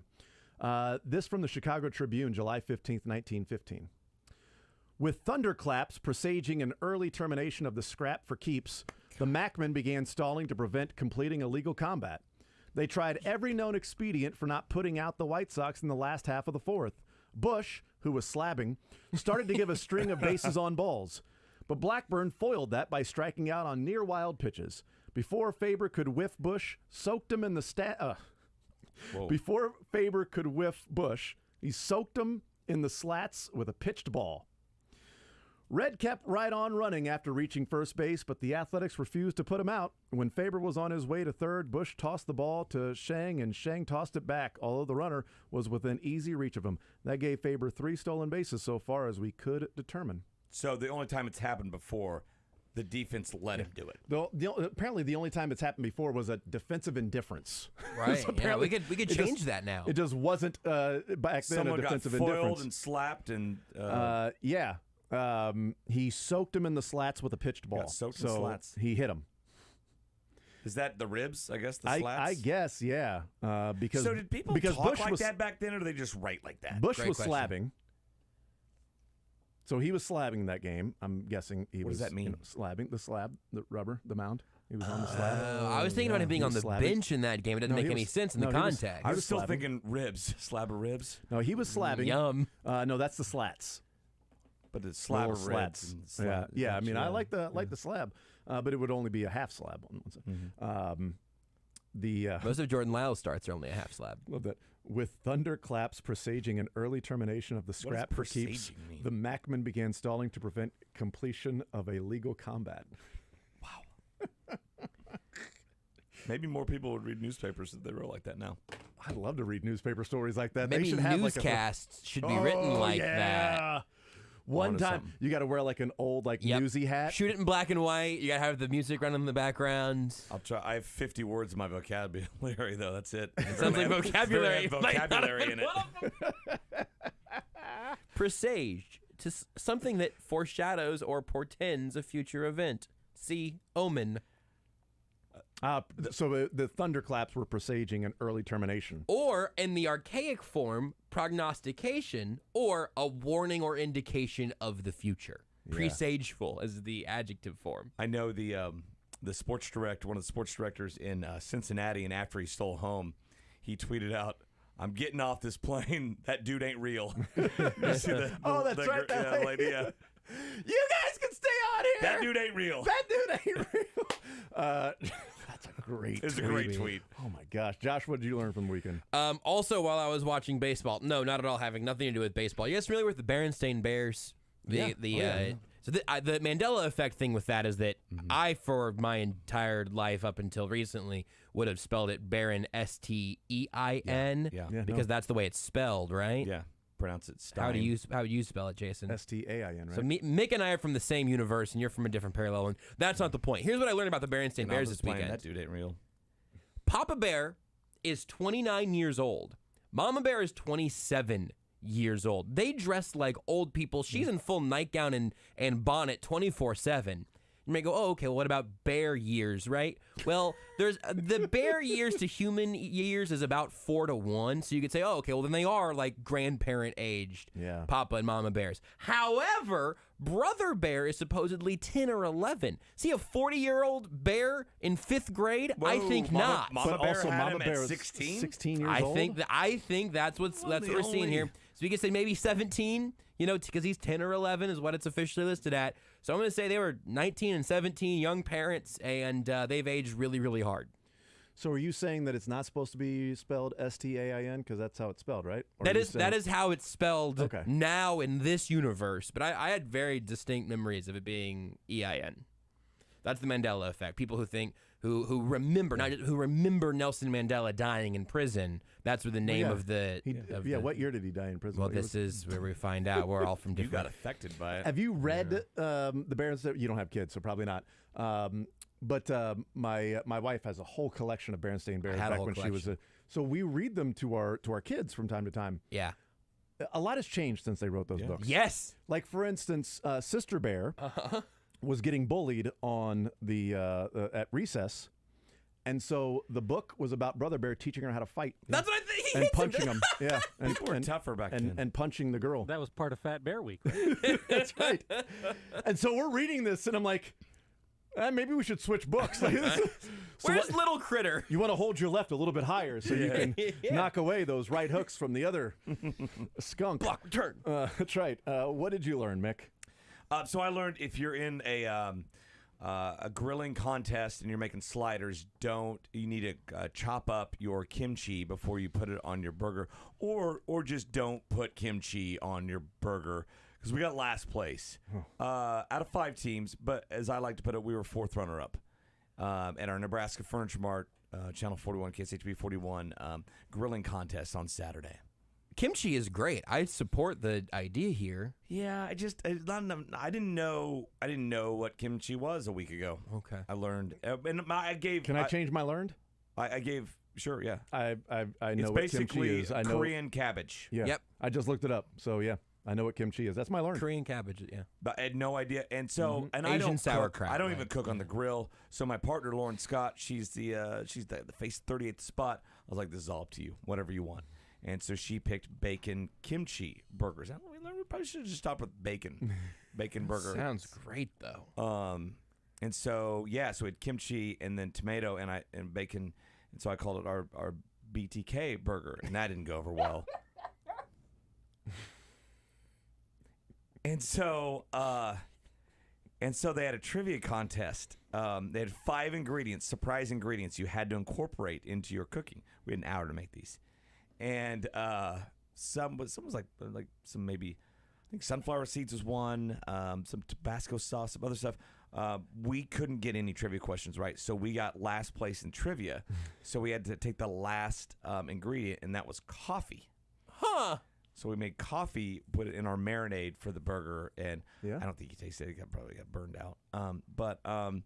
We got last, and the judges said, "Hey, it was good burger. It was good. It was good. We got drowned in cheese." And he said, if you would have chopped up your kimchi, it would have been better, because we take a bite and just nothing but a long, like ruler length thing of cabbage just rolls out and then falls down your chin. You don't want that. So next time we're gonna chop up the kimchi and throw it away and not put it on the burger. Why? Who would do that? Well, you want to know who won? Yes. Taylor Himness and Lindsay Shively, our morning anchors. Okay. And they won with pizza burgers, pizza sliders. That's pretty good. Yeah. Yeah.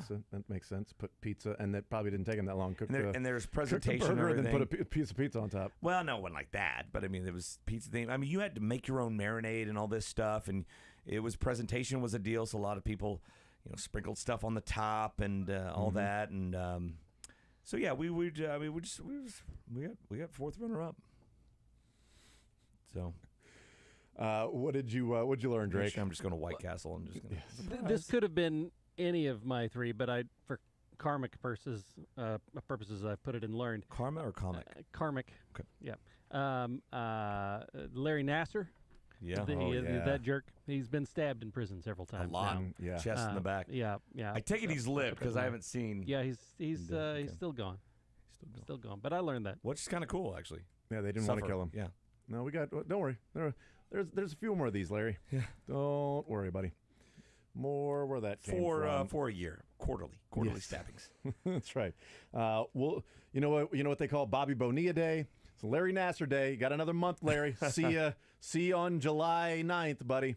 Next year, 2024, July 9th. The funniest for you, besides that, Josh. I mean, just could not be a better transition for me. I'm just gonna go ahead and pick it up for my funniest. You have the audio, Drake. There's a clip for it. It completely unrelated and much less serious. But did you guys hear Rob Manfred try to announce the Astros pick last night? Oh no. No. Neither did anybody else. With the 28th pick of the 2023 MLB draft, the Houston Astros select Bryce Matthews, a shortstop from the University of Nebraska-Lincoln. This concludes. It's unfortunate that we're in an audio only medium here, because I have never, ever seen a commissioner half as angry at the podium as Rob Manfred was right there. The pause and the fuming and the death stare that shows up in those gaps. It was not him going, and with the whatever pick and the what.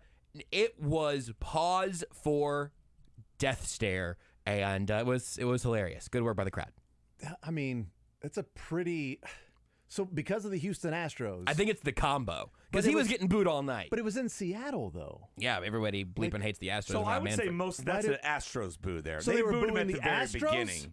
Yes, they were booing Manfred. No, yes. Astros. Yes, I think more Astros. Oh, they were booing Manfred every pick that he was getting booed. The Royals pick. I remember at the beginning when he announced them, and I was thinking that's what happens when. No, he would come out to boos. There was a pretty decent amount of boos when he would come out. Well, they loved the next guy because it was Raul Ibanez announcing the second round. Well, they opened, or when did Griffey do the first? Did he do Skeens? Yeah, that's that right there, clutch move. Seattle's not booing King Griffey Jr. No. You're good here. But the video of this one's hilarious. Okay. Whatever the indication was for who it was really all targeted to, Manfred was the one who was least happy about it, and that's where I got the most joy. Might have thought it was for him. All right, Mick, what was the funniest for you? So the funniest for me, my daughter went to Taylor Swift. She sang, not my daughter, but she sang along. Taylor Swift sang over 40 songs. It was like 43 Friday night. And they sang till midnight, and we had to go pick her up halfway and all that, and it was 1 o'clock before 1:30 before my wife got home. Anyway, and so we have video from my sister-in-law. My daughter burst into tears for every damn song.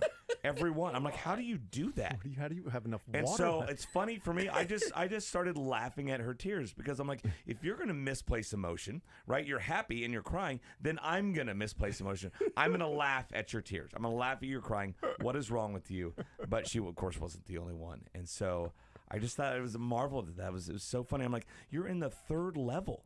You're hundreds of yards away. You can't even tell who that is. That could be your mom down there. You wouldn't even know. And she's a brunette. You can't tell. She's a brunette. On Saturday night, the special guests were Patrick and Brittany. Did they bring them on stage? On Saturday.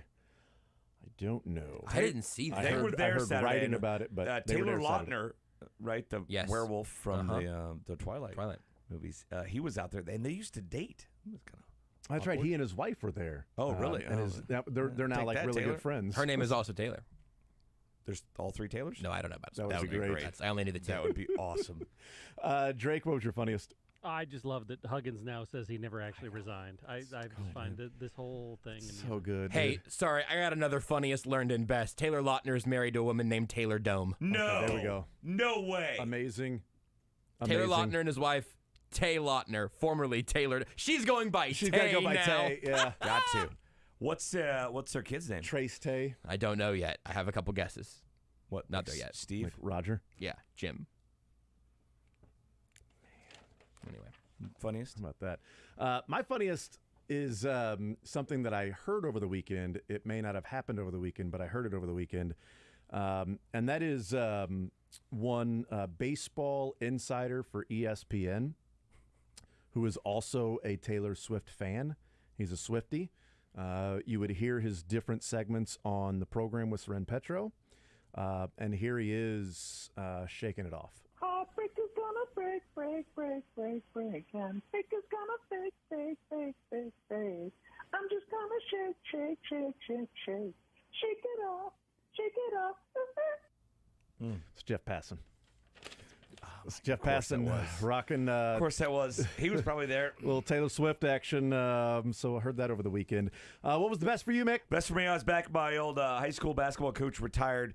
He retired from basketball coaching a long time ago. The best is that he's no longer coaching basketball. No, we had a roast for him, which, I mean, what a terrible idea that was. We were petrified of this guy, terrified of him, but it was great. A lot of my old friends were back, and of course, my brother and I hosted the roast. And I can't repeat any of the jokes here because you wouldn't get them because they're personalized and because they're really R-rated. So.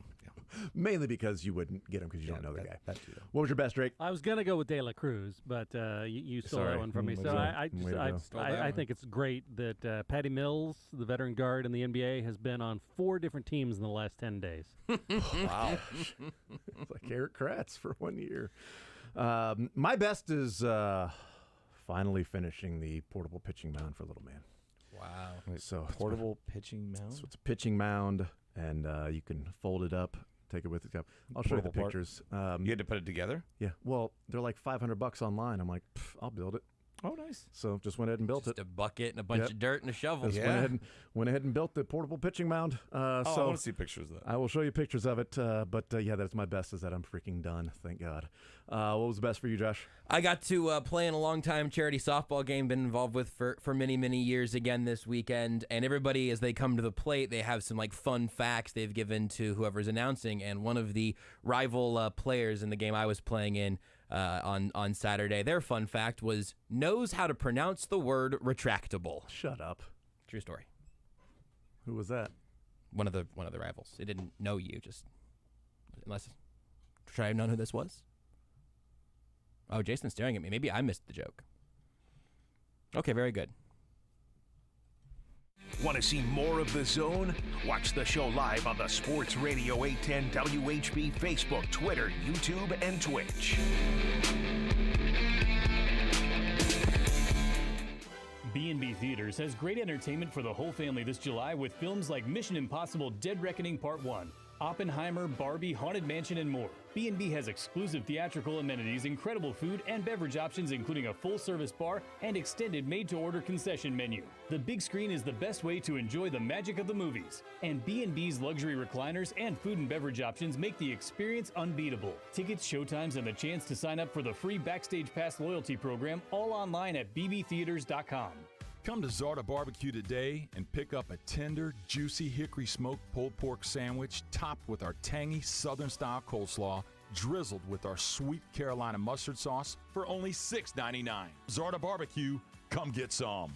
Chronic joint pain has a snowball effect. It's not just the pain. What that did is just make me depressed that I couldn't get back into the gym, and I was inactive, gaining weight. I had to find another alternative. And for Chad, that alternative was QC Kinetics and the non-surgical natural biologic treatments that can give lasting relief to aching hips, shoulders, knees, and backs. Once they explained it, it made sense. Putting what we have inside our body back into us in a certain strategic way to heal up in a natural process was fantastic. QC Kinetics treatments take place right in the office. No downtime, no surgery. And as for the outcome, I'm just back to bouncing around, having fun, doing my work, living pain-free. Don't let chronic joint pain rob you of your quality of life. Discover advanced regenerative medicine at QC Kinetics. Call now to learn more. It's a free consultation. Call QC Kinetics, 816-412-6299. That's 816-412-6299. 816-412-6299. You're always better with a roof from JR. We've all seen them. As soon as the big storm comes through, the storm-chasing roofers show up. Don't be a victim twice. Call locally owned, veteran-owned JR & Company. No one protects your home and you like JR. JR's there for you. You're always better with a roof from JR. In fact, JR & Company can let you know if you even need to be worried about storm damage. Online, visit jrhailcheck.com. Plug in your address and we'll pull a storm report. If there's nothing on the report, we'll give you hassle-free peace of mind. And if it looks like you got hit, we can come out and do a free inspection and help with any insurance claim. We'll never try to sell you a roof you don't need. But if you do need a new roof, you're always better with a roof from JR. Go to jrhailcheck.com. This is for the men who never settle, the ones who believe only quitters end a game in a tie, the type of guys who choose the bar with the biggest TVs to overcompensate for theirs at home. This is the Lodge mentality. This is Twin Peaks. Tuesday on ESPN Radio. At the wall, and it's gone! Wow! The other way for Corey Seager. That's some kind of power. The 2023 Major League Baseball All-Star Game. That one is gone! Mookie Betts with the home run. The Midsummer Classic from Seattle, Washington. Swing and a miss. Struck him out. The 93rd Major League Baseball All-Star Game. Kansas City's home for Major League Baseball. Sports Radio 810 WHB.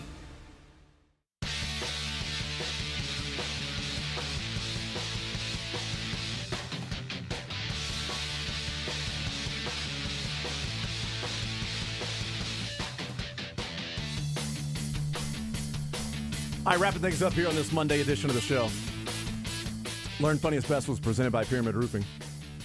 Free estimate, 816-966-1101 or pyramidroofingkc.com. Heading to Lake Tahoe tonight. So broadcasting tomorrow through Friday from Lake Tahoe. Look, I mean, I drew the short straw, so taking one for the team. Just you going? Stephen St. John's going. Nice. Ben Messner is going. So, yeah, so we'll have some fun. We'll have the stuff on video out there. So, yeah, looking forward to it. But I won't get to see the home run derby tonight. So we all have to make a sacrifice. So, but I mean, no home run derby tonight. Sally's not in it. Yes, I'm perfectly fine in missing the home run derby to spend 4 days in Tahoe. Wow. So, yeah, it'll be fun. And you're going to watch Wednesday's a big deal. You got the ESPYs. Yep. And you got the Mahomes doc dropping. Is that dropping like midnight Tuesday night? I don't know. Usually when it's like dropped on the, this one being the 12th, it would drop like the night, like at midnight. Mm-hmm. So is that midnight Eastern? I don't know. I'll let you know. Because that's how 9 it o'clock is. where I will be. I'm going to a little a sneak preview tonight. Really? Whoa. Premiere. Wow. Chiefs. Do you need a plus one? I took my wife. I'll be on the plane anyway. Yeah. So. Yeah. Ooh, will they show it on the plane maybe? Is Patrick going to be there? It's a great question. Travis? I would guess no, but I mean, it's oddly enough, Marcus private Mariota deal. will be there. There's no media there. We can't cover it. I'm just there as being.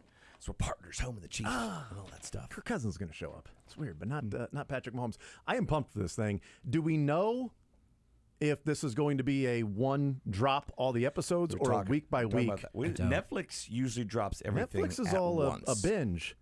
But did they binge with the Formula One, the F1 series? Did they do that with the golfing? Was that week by week, or was that all at once with the different episodes? Usually, I don't remember think either. They drop everything at once, like we were talking about before. HBO Max, it's a weekly thing. So is Apple TV. Prime Video's a weekly thing. Yeah. Netflix is still except for Hulu and The Bear, dropping the Bear in its entirety. But Netflix is one of the last ones that just drops the whole thing. I hope it's all in one drop because I want to see it all. They have so much content, they don't care. Like, we don't need to bring you back every week because we're going to have a new show next week. Yeah, that's exactly right. Hopefully they do that because then I can stay up all night or watch it. And then our Wednesday show will be just, our Wednesday show, starting at 10 o'clock, we'll just press play. I bet Netflix will love that. Best ratings ever, yeah. Can we not do that? Is that not allowed? That seems like something that we'd be helping them out. Yeah, no, I'm sure they'd appreciate the free publicity. They'd see it that way for sure. That's exactly how they'd see it. 4-hour publicity. They'd see that as highway robbery, bank robbery even. They'd be addicted to Netflix. Be like a holic.